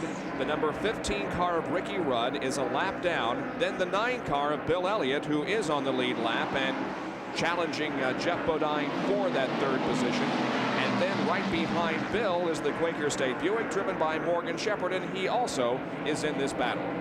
Bob, we saw Tim Brewer just a minute ago, and Brewer, who is only 32 years old, has been a crew chief for a long time. He was a crew chief for Richard Childress back when Childress ran an independent operation in Winston-Salem, North Carolina. He was seen by Junior Johnson and said, that's a talented young fellow. I want to bring him up here and make him work for me, and eventually he'll do something, and he has. In fact, Brewer has been a crew chief for winning drivers. Listen to this: Cale Yarborough, Darrell Waltrip, Tim Richmond, and Neil Bonnet all have won here at North Wilkesboro with Tim Brewer as the crew chief. You combine that with Junior Johnson, you may have a winning combination. Now, on lap number 39, when Terry had the tire problem, bringing out the caution, he dropped to 22nd position and was the last car on the lead lap. He took the lead on lap number 194 and has led ever since. So indeed, you may be right, Jerry. It is a situation where Labonte is just very, very strong. Now, Elliott and Geoff Bodine are nose to tail out there. Benny Parsons is the 35 Folger Chevy on the high side of the racetrack, but Bodine and Bill Elliott go inside of Benny. And there is Morgan Shepherd also. It's a 3-car battle for second, make that 3rd position. Couple of green cars there running side by side. Quaker State on the inside, and the Folgers decaffeinated coffee machine with Benny Parsons behind the wheel on the outside. there were some question marks about the Bill Elliott short track program in years past, and they brought Ivan Baldwin on board at the beginning of this year to help him with the short track program. Well, Ivan has since gone. After the Richmond race a few weeks ago, Ivan left the operation, and everyone said, well, that's the end of the Elliott short track ability. Well, that's not the case at all. Ernie Elliott told me yesterday that he is back now at the short tracks. He will be running the operation at all the speedways with the exiting of Ivan Baldwin, and they are certainly showing well today. And Jerry, one of the very interesting rumors, and that's certainly all you can label it as at this point, is the fact that there was some speculation that Elliott may not be back with the Elliott team next year. What do you think about that? Well, I tell you, I've heard the same things you have, and there are a lot of rumors, and I find that a little bit hard to believe. Bill is awfully close to his brothers Dan and Ernie, and they have been so successful. Now, last year, it was almost a possibility, and everyone knows that Junior Johnson and Bill Elliott had some meetings and talked about 2/3 of the way through the season. And it was just about to be a reality that Elliott would drive Junior Johnson Chevrolet or whatever. Maybe it could have been a Ford, I don't know. But that didn't come to be, and Elliott is back with the Harry Melling Coors team. And I think that Bill also knows Harry Melling has been there when they needed him. He bought the team years ago. He brought it together, brought the sponsorship along, and he has made them what they are today to some extent. Harry Melling certainly owns the Melling Pumps team out of Jackson, Michigan. A team based in Dawsonville, Georgia, has put this team together, and I think Bill and Ernie and Dan are awfully appreciative of what he's done. Well, you really can't argue with his success this year. He is second to Dale Earnhardt in Winston Cup points, trailing Dale by 568. And he has won 3 times this year on the Winston Cup circuit at Rockingham. And he challenges Geoff Bodine now to the inside. And Elliott goes around Geoff Bodine, moving into 3rd. And now Morgan Shepherd will see what he can do with Geoff Bodine. Bodine sliding high onto the racetrack, and Morgan Shepherd getting his nose to the inside, but Geoff Bodine hanging on. Well, apparently the handle of the Levi Garrett Chevrolet has gone away somewhat. Bodine's car is skittering coming out of the corners, getting awfully loose. There's the leader, Terry Labonte, and he's trying to make a move and put the car number 18 of Dale Jarrett another lap down. 255 laps completed here at North Wilkesboro. There are the top 5. We'll be back with more of our live coverage after this.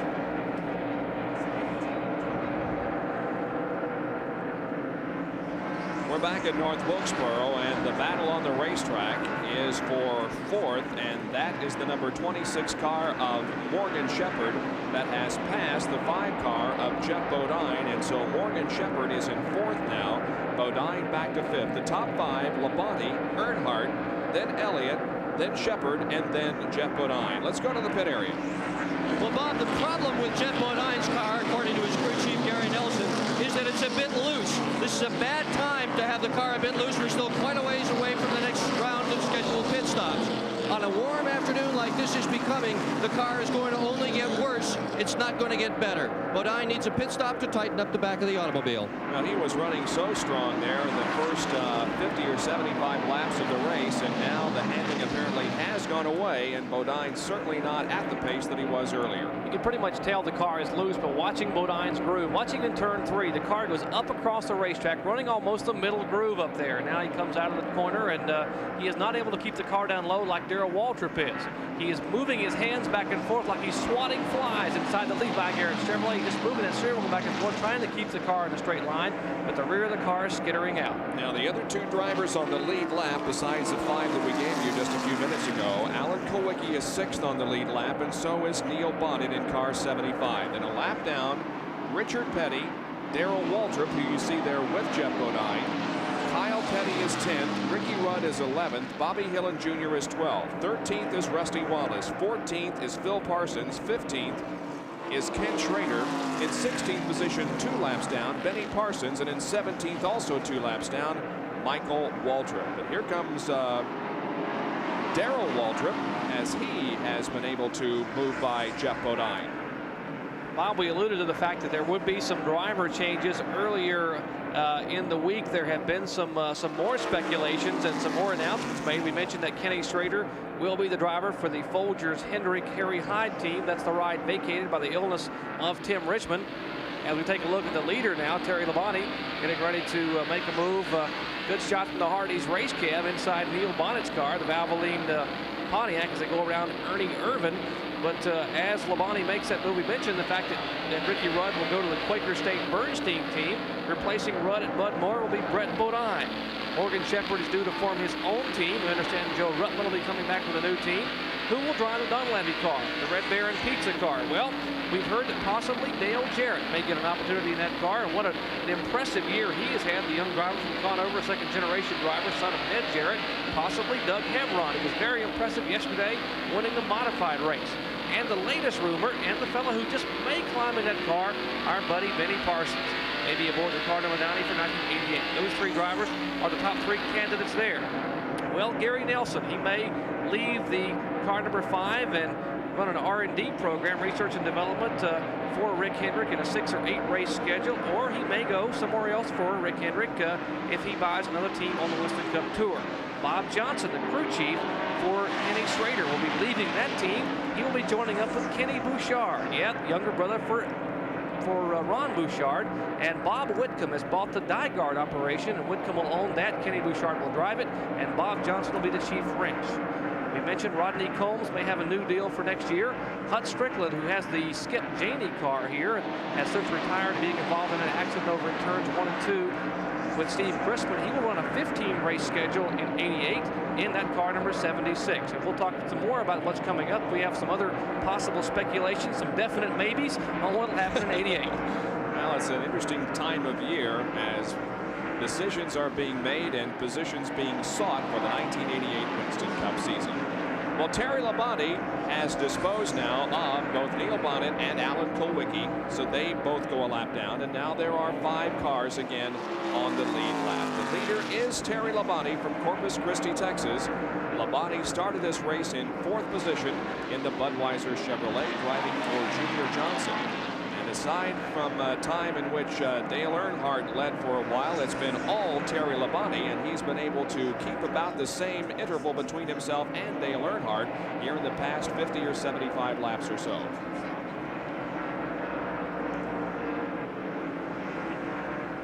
At North Wilkesboro, 273 out of 400 laps completed. There are the top 5: Labonte, Earnhardt, Elliott, Shepherd, and Jeff Bodine.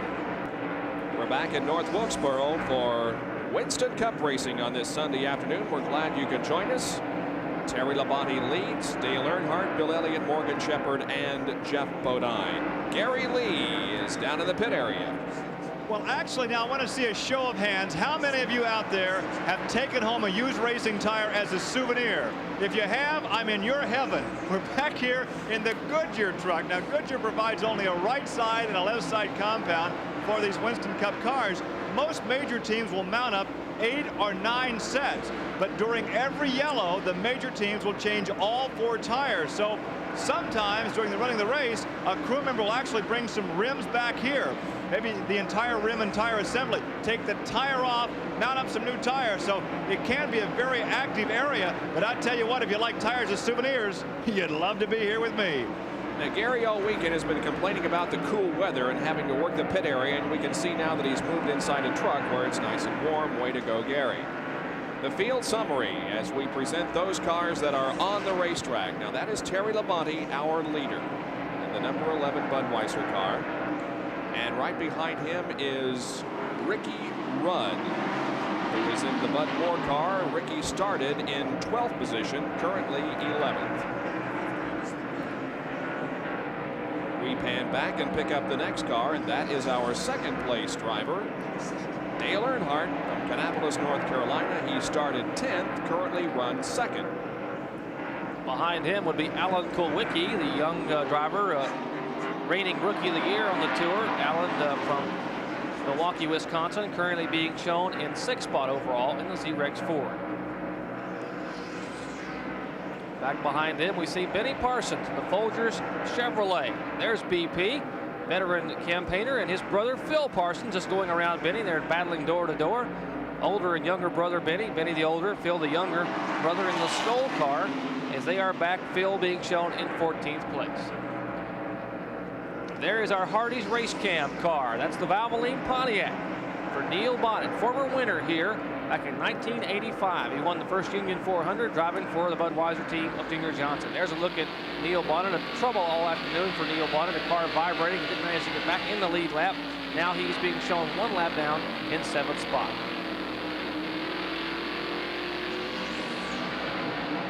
And as we go back out onto the racetrack to summarize the field, there is Ken Schrader in the number 90 car. Ken started 6th, is currently in 15th. He's from Fenton, Missouri in the Red Baron Frozen Pizza 4. Davey Allison has not had a particularly good race here this afternoon.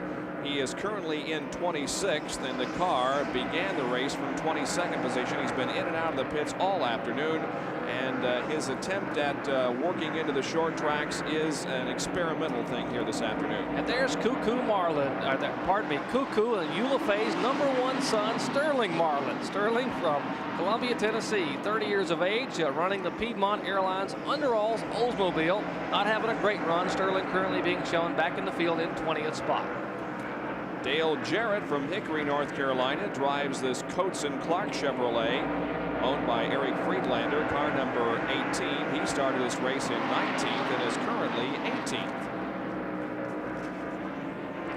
Panning back to the leader of the Alabama gang, Bobby Allison. Allison in the car number 22, currently showing at 19th spot. Bobby Allison, a 4-time winner here at North Wilkesboro, making start number 700 in his career today. Then it's Michael Waltrip in the number 30 All-Pro Chevrolet. Michael Waltrip is in 17th after a 7th place start. We have a bit of an interval here between Michael Waltrip and the next car, which is that of Bill Elliott. Elliott currently is in 3rd, and his starting position, of course, was number 1. He was the pole sitter. There's Ronnie Thomas from Christiansburg, Virginia, the Busch Polished Chevrolet. Ronnie, now an infrequent campaigner on the Winston Cup Tour, would like to run more, just doesn't have the sponsorship. Good looking race car. The 2nd generation driver, son of Jabe Thomas, that is Ron. And there's a 7-time Winston Cup champion, Richard Petty. 50 years of age. Richard showing well in 8th spot. Richard Petty in the familiar STP colors. A couple of cars running side by side here, moving out of around the number 64 car of Trevor Boys is Morgan Shepherd, car number 26. Car owned by Kenny Bernstein. Morgan Shepherd currently is in 4th. His starting position was 9th. Right behind him is Darrell Waltrip, last week's winner at Martinsville, Virginia, in the Tide Chevrolet. Darrell is in 9th position, but is a lap down, and he started outside of row number 1. And there's 27-year-old Kyle Petty, the Citgo Ford from the Wood Brothers stable in Stuart, Virginia. Kyle in the car number 21, currently being shown 10th, just inside the top 10. Kyle having finished 2nd earlier this year in the April 1st Union 400. And then we get back to a battle for the lead. Look at Dale Earnhardt, who has moved right up on the rear bumper of Terry Labonte. And there is Jeff Bodine running in number 5. He is in 5th position and about to go a lap down to Labonte. Let's see what happens here. Oh, and Bodine fighting to maintain control of that Chevrolet. Labonte is right behind him. Now Jeff is moving aside and letting Terry pass to the inside. And here will come Dale Earnhardt also. Labonte is going inside of Jeff Bodine. Bodine is helpless there. His car handling so poorly. You heard Dick Berggren talking to Gary Nelson a little bit ago. Whoa, a little bit of tag there between Bodine and Dale Earnhardt. Bodine's car really drifting high in turn 1. Well, maybe we're seeing the beginning of some excitement here, as a little bit of a nudge occurred between Jeff Bodine and Dale Earnhardt.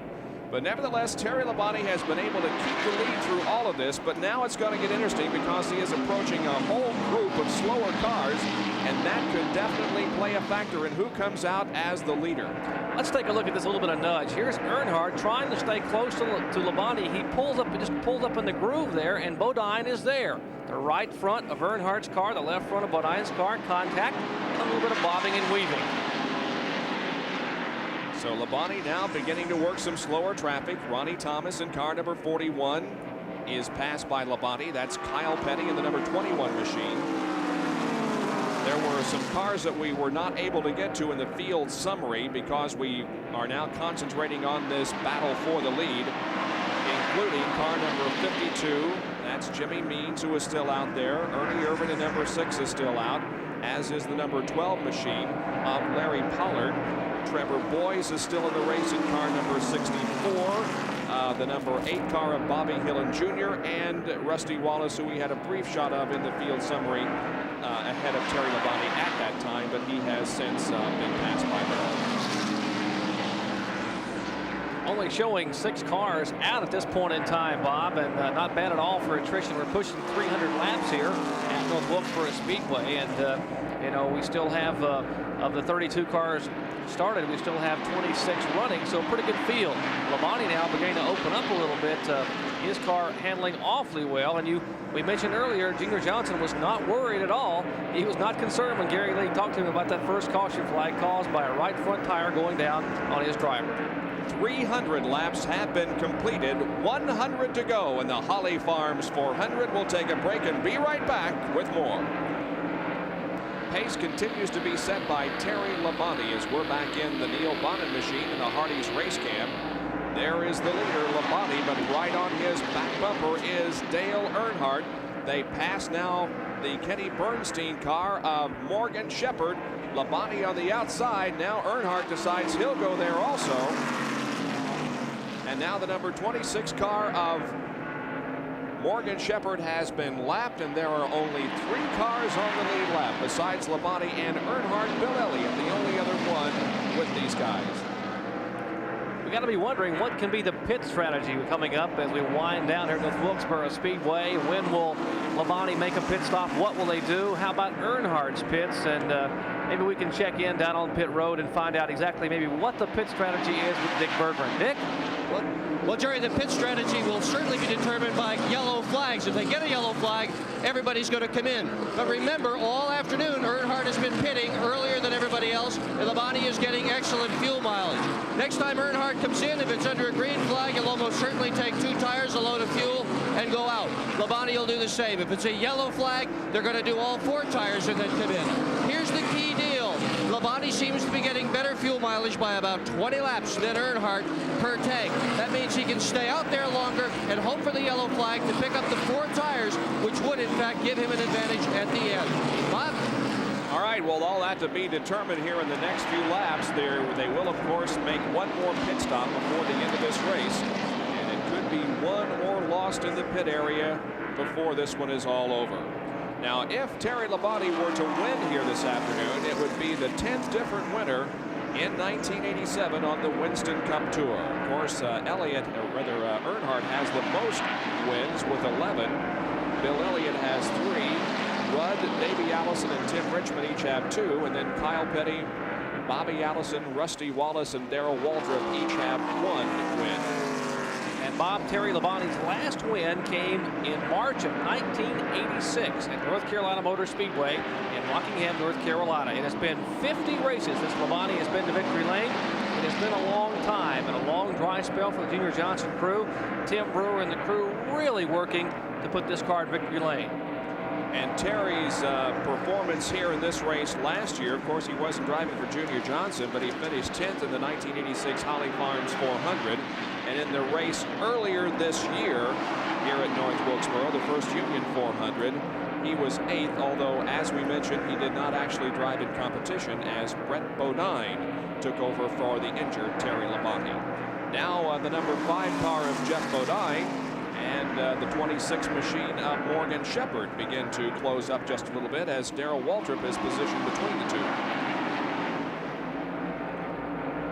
Shepherd currently in 4th, and Jeff Bodine is in 5th.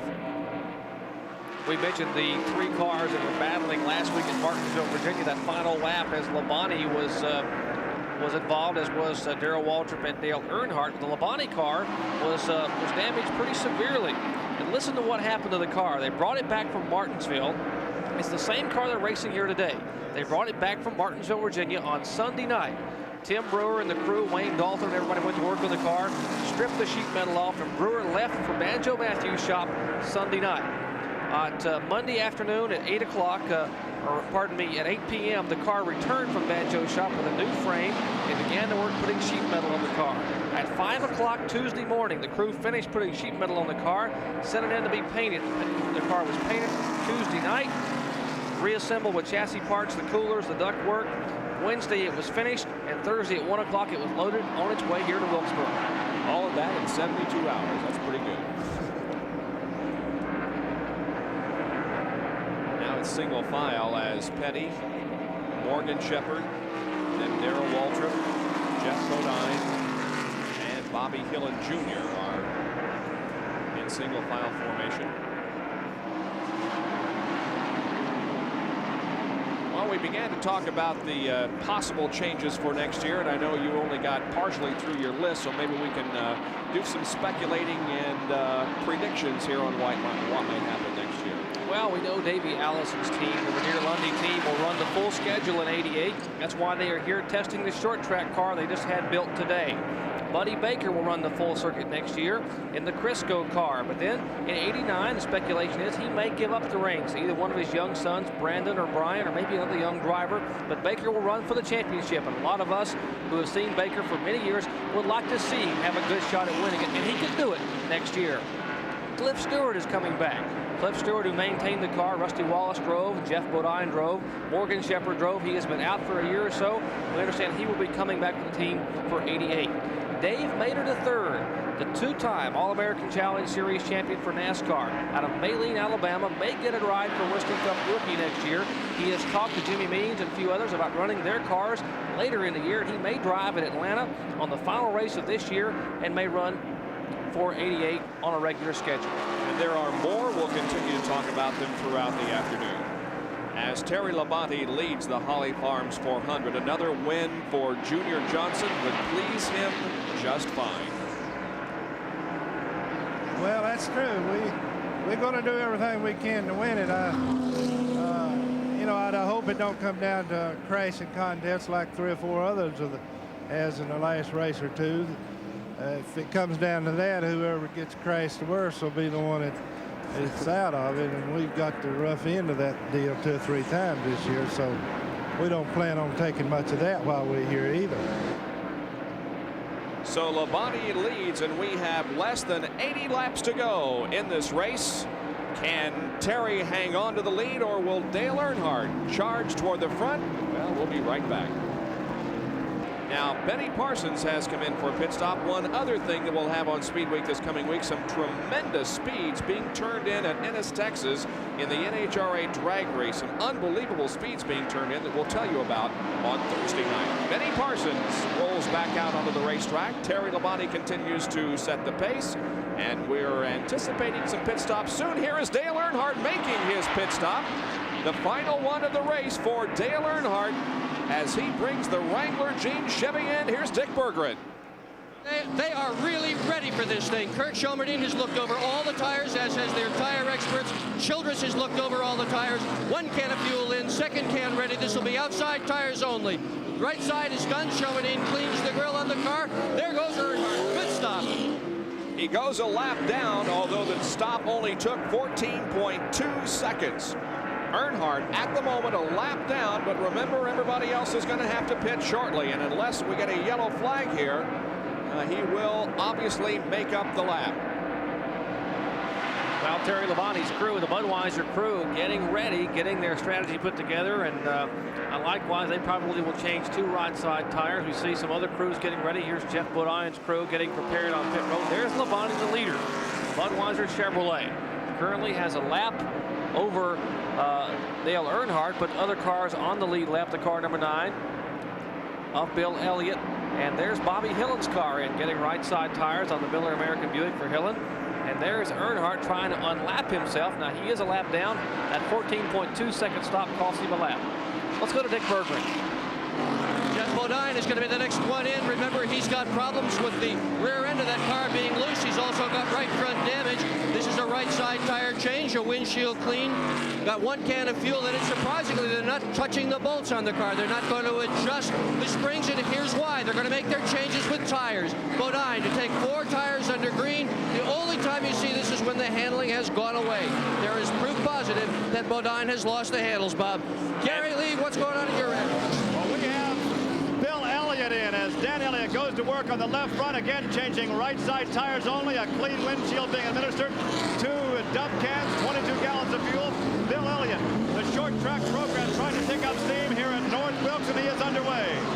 So now the only one of our top 3 who has not come in for a stop is the leader, Terry Labonte. And we've been mentioning throughout the afternoon he's getting just a little bit better gas mileage than anybody else.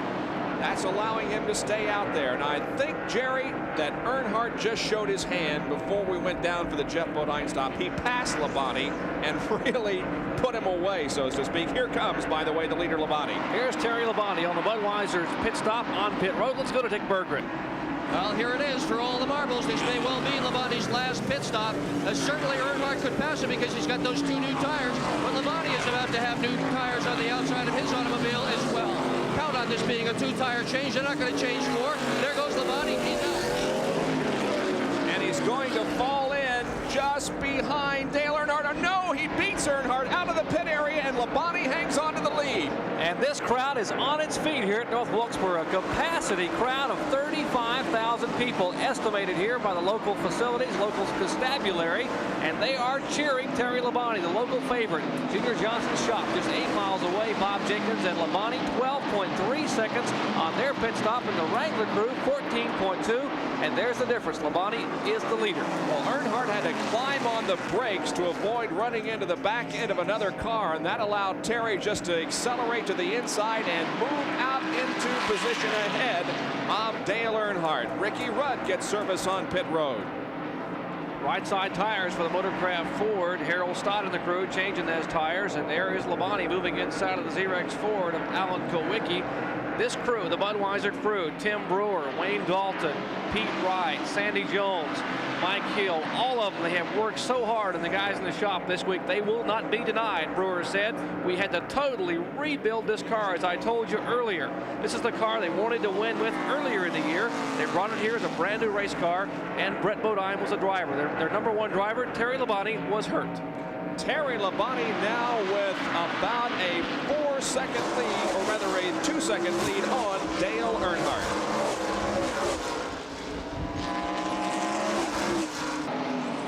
In the closing stages of the Holly Farms 400 Winston Cup race from North Wilkesboro, North Carolina, Terry Labonte in car number 11 is the leader. The car right ahead of Labonte is Bill Elliott. He is in 3rd. So Labonte is about to put Bill Elliott down a lap, and that would mean that only Labonte and Dale Earnhardt are on the lead lap. And Jerry, I think we're seeing Terry Labonte pull away from Dale Earnhardt. Earnhardt's car just doesn't seem to be performing as well as it has throughout the afternoon. Well, I don't think it is either, and I think if he could have stayed out there in front of Labonte, he would have liked to have done that. Now possibly the only hope may be a caution flag to get these cars back in and get them redialed or readjusted. There's Richard Petty on pit road, Bill Wilburn at the crew. Kenny Wilson changing right side tires, the car down and away off the jacks. 15.5 seconds from Richard Petty. Pretty good STP pit stop. Richard Petty had a very close call a few laps ago with that man right there that he drops in beside of Ricky Rudd, as Richard Petty had to battle for control in turn number 3. And there is Davey Allison once again, and Joey Knuckles and the crew have been working feverishly on this car several times during the afternoon. So Davey has been no threat here on this short track, although he's always a force to be reckoned with on the super speedways. And that short track program will be coming along fine next year. Well, if Bill Elliott can stay put there in front of Terry Labonte, he may have a shot at winning it, but even if he can't, he can maintain his position. He may equal his best short track finish of the year. He's currently being shown in 4th spot. And he now will possibly go a lap down. Benny Parsons, another unscheduled stop, makes his way to pit road. And Kenny Schrader makes a pit stop under green. Labonte and Elliott running side by side. Now Labonte inches ahead as there is Benny Parsons, who came in for another stop. Obviously the car not performing the way he wanted it to, and it looks like the Schrader will come in only for a splash of fuel in the Red Baron Frozen Pizza Ford. Schrader currently being shown in 15th spot, the last car 1 lap down. Benny Parsons is in 16th, showing 2 laps down to that man, Terry Labonte. As you can see, Labonte has indeed passed Bill Elliott, so now 2 cars remain on the lead lap. The only other one besides the leader Labonte, Dale Earnhardt. And we have less than 50 laps to go as Alan Kulwicki brings the Xerox Ford in for a splash of fuel. They're also making a weight adjustment there in the right side of the race car, and Kulwicki goes back out into competition. Kulwicki being shown in 5th spot, a lap down, as we said.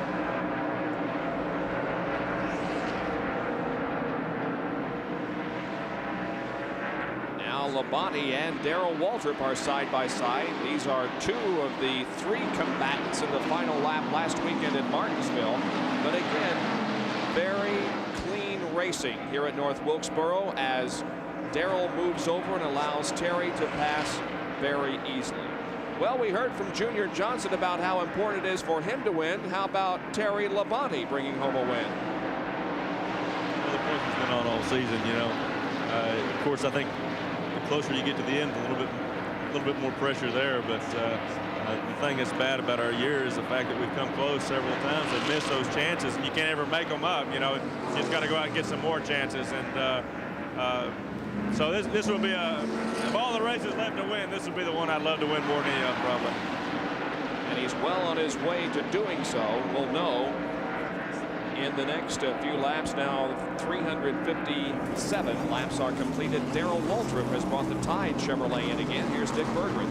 Yeah, it's going to be a right side tire change for Waltrip. Jeff Hammond, the crew chief, is inside the car, winding a whole bunch of wedge into it. They've got the gas in one can of it, second can in, and there goes Waltrip.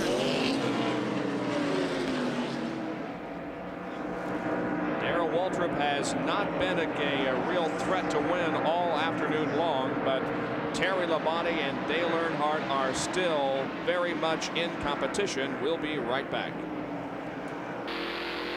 We're with Neil Bonnet, the Valvoline Pontiac, and the Hardee's Race Cam at North Wilkesboro, North Carolina Speedway in the Holly Farms 400. It is a 7th position that Neil Bonnet holds at the moment. He's talking with his crew and just has been having problems all afternoon. He's signaling to the other drivers to go ahead and pass him. He's coming in for a pit stop, as a matter of fact. Here's Neil Bonnet bringing the Valvoline Pontiac on the pit road, and the Butch Mock Bobber Hilly crew will go to work on that car. You see him carrying the tires around. That's a bird's eye view inside. There's Phil Parsons getting his pit stop. There they're cleaning the windshield, adding right side tires. You saw Neil Bonnet with his right hand. He had the thumb. There's a button attached to the steering wheel. He uses to talk to the radio. He activates the radio. Good pit stop for the Valvoline car. Down and away. A little less than 17 seconds. Now coming back onto the track in turn 1. There goes the leader, Terry Labonte, by as Neil Bonnet slides up in behind Ricky Rudd. The average speed of the race at this point is 94.678 miles an hour, well off the pace, the record pace of 100.716 that was set by Darrell Waltrip back in October of 1983. Ricky Rudd right ahead of Neil Bonnet, and then ahead of Ricky Rudd is the leader, Terry Labonte. You can see him up ahead going to the inside and passing a slower car. That was Rusty Wallace that Terry just passed.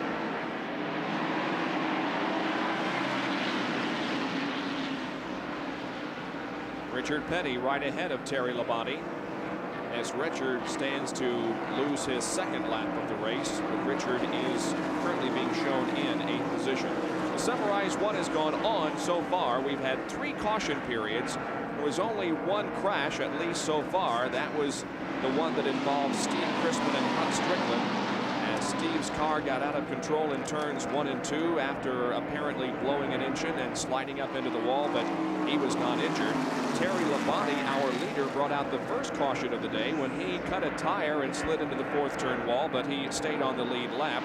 And then we had a yellow so that an injured crewman on the Bobby Allison crew could be taken to the hospital. Mark Osborne suffered a laceration of the lip when hit with one of the air wrenches, and he was allowed to cross the track. There is no tunnel here, so if you go outside the racetrack, you have to cross the track itself. Those are the 3 caution periods that we've had. As far as leaders, we have had 5 different leaders, rather 5 lead changes in this race. But Terry Labonte has far and away led the most, and Earnhardt has led the second highest number of laps. Bob, the interval between first and second has continued to grow. It is now 4.6 seconds between Terry Labonte, the leader, and the second place car, Dale Earnhardt. And we are now less than 30 laps from the checkered flag. Will it be Terry Labonte or will it be someone else? Well, we'll have the answer in 30 more laps. Bob Jenkins, Jerry Punch, Dick Bergman, and Gary Lee back at North Wilkesboro, North Carolina Speedway in the Holly Farms 400. And Terry Labonte is the leader with less now than 25 laps to go. There is second place Dale Earnhardt. Those 2 cars, the only ones on the lead lap. Here's Gary. Well, after that last pit stop for Dale Earnhardt, the strategy was a bit of compromise because he has been complaining to Richard Childress in the headset. The car has been loose in the last 100 to 120 laps. Had they made their final pit stop under yellow, they would have jacked some more weight, gone to a 4-tire change, and changed the stagger. As it was, they had to go for a very quick stop under green. They did make a very quick change of the weight. They jacked the weight around, only changed right side tires, so the car is still loose, and for that reason, it doesn't appear that Dale will have a chance of catching car number 11. All right. There is Dale Earnhardt in second position. The interval about 4 seconds. Our pit stop summary shows that Labonte came in the lead and went out in the lead. Earnhardt also maintained his position, as did Elliott and Shepard. Bodine lost a position, came in 5th and went out 6th. And Alan Kulwicki also lost a position. He came in 6th and went out in 7th position. Bob, I mentioned if Labonte wins this race today, he will be the 10th different winner on the tour this year. Among some of the hot shoes, some of the Winston Cup stars who have not won, Richard Petty has been 95 races without a win. Benny Parsons has not won since 1984. Harry Gant, 2 years ago today, his last win here at Wilkesboro. Neil Bonnet won back in October of last year at Rockingham. He has not won this year. Cale Yarborough has not won in 2 years. And Buddy Baker, although he's been so close so many times, he has not won since Daytona in July of 1983. But it appears as if we will have a brand new winner for 1987 with Terry Labonte. Well, as we mentioned, there are different size racetracks and therefore different types of tire compounds. Here's Jerry. These are the Goodyear Racing Eagles we see on the Winston Cup cars throughout the year. Now, we all know there are different racing tire compounds for different tracks, but what you may not know is there are different tire sizes for different tracks. Let me show you what we mean. This tire up front is a short track and road course tire used at Riverside and Watkins Glen, places like Richmond and Wilkesboro. It has a very narrow sidewall. The narrow sidewall allows it more stability so the cars can sashay back and forth for tight corners on a road course or short track. Let's look at Big Brother here. This tire used at Michigan, Darlington, Charlotte, intermediate size tracks, a little bit bigger sidewall. You don't need as much sidewall strength because most of the force goes through the rubber into the asphalt. Let's look at the big guy here. This is Talladega. Big sidewall. No need for sidewall stability here overall. All those 200+ mile/hour speeds go through the tread into the asphalt. All the force is right here. Okay, let's take a look at what a differing size sidewall does for the tires. Well, this big guy here at Talladega, look at the difference. This tire is 4 inches more in circumference than the little guy used on the road courses. This big tire, very effective, has a very small footprint, approximately 8 inches of rubber on the asphalt. The smaller the footprint, the less friction, and the faster you go. Intermediate track tire, we're talking possibly a 9-inch footprint. 8 inches here, 9 inches here. Okay, now on road courses, we're talking the largest footprint, possibly 9.5 or 10 inches. More stability, more rubber on the asphalt, and a better handling tire. Overall, different tire sizes for different tracks. Something new for NASCAR. And something not new for NASCAR is, with 13 laps to go, Dale Earnhardt, except this time he's not in the lead. He is running in second position, and he's been caught in some race traffic and has dropped 8 seconds behind Terry Labonte, and there are less than 13 laps to go. Terry Labonte leads Earnhardt, Elliott, Shepard, and Jeff Bodine. We'll be right back.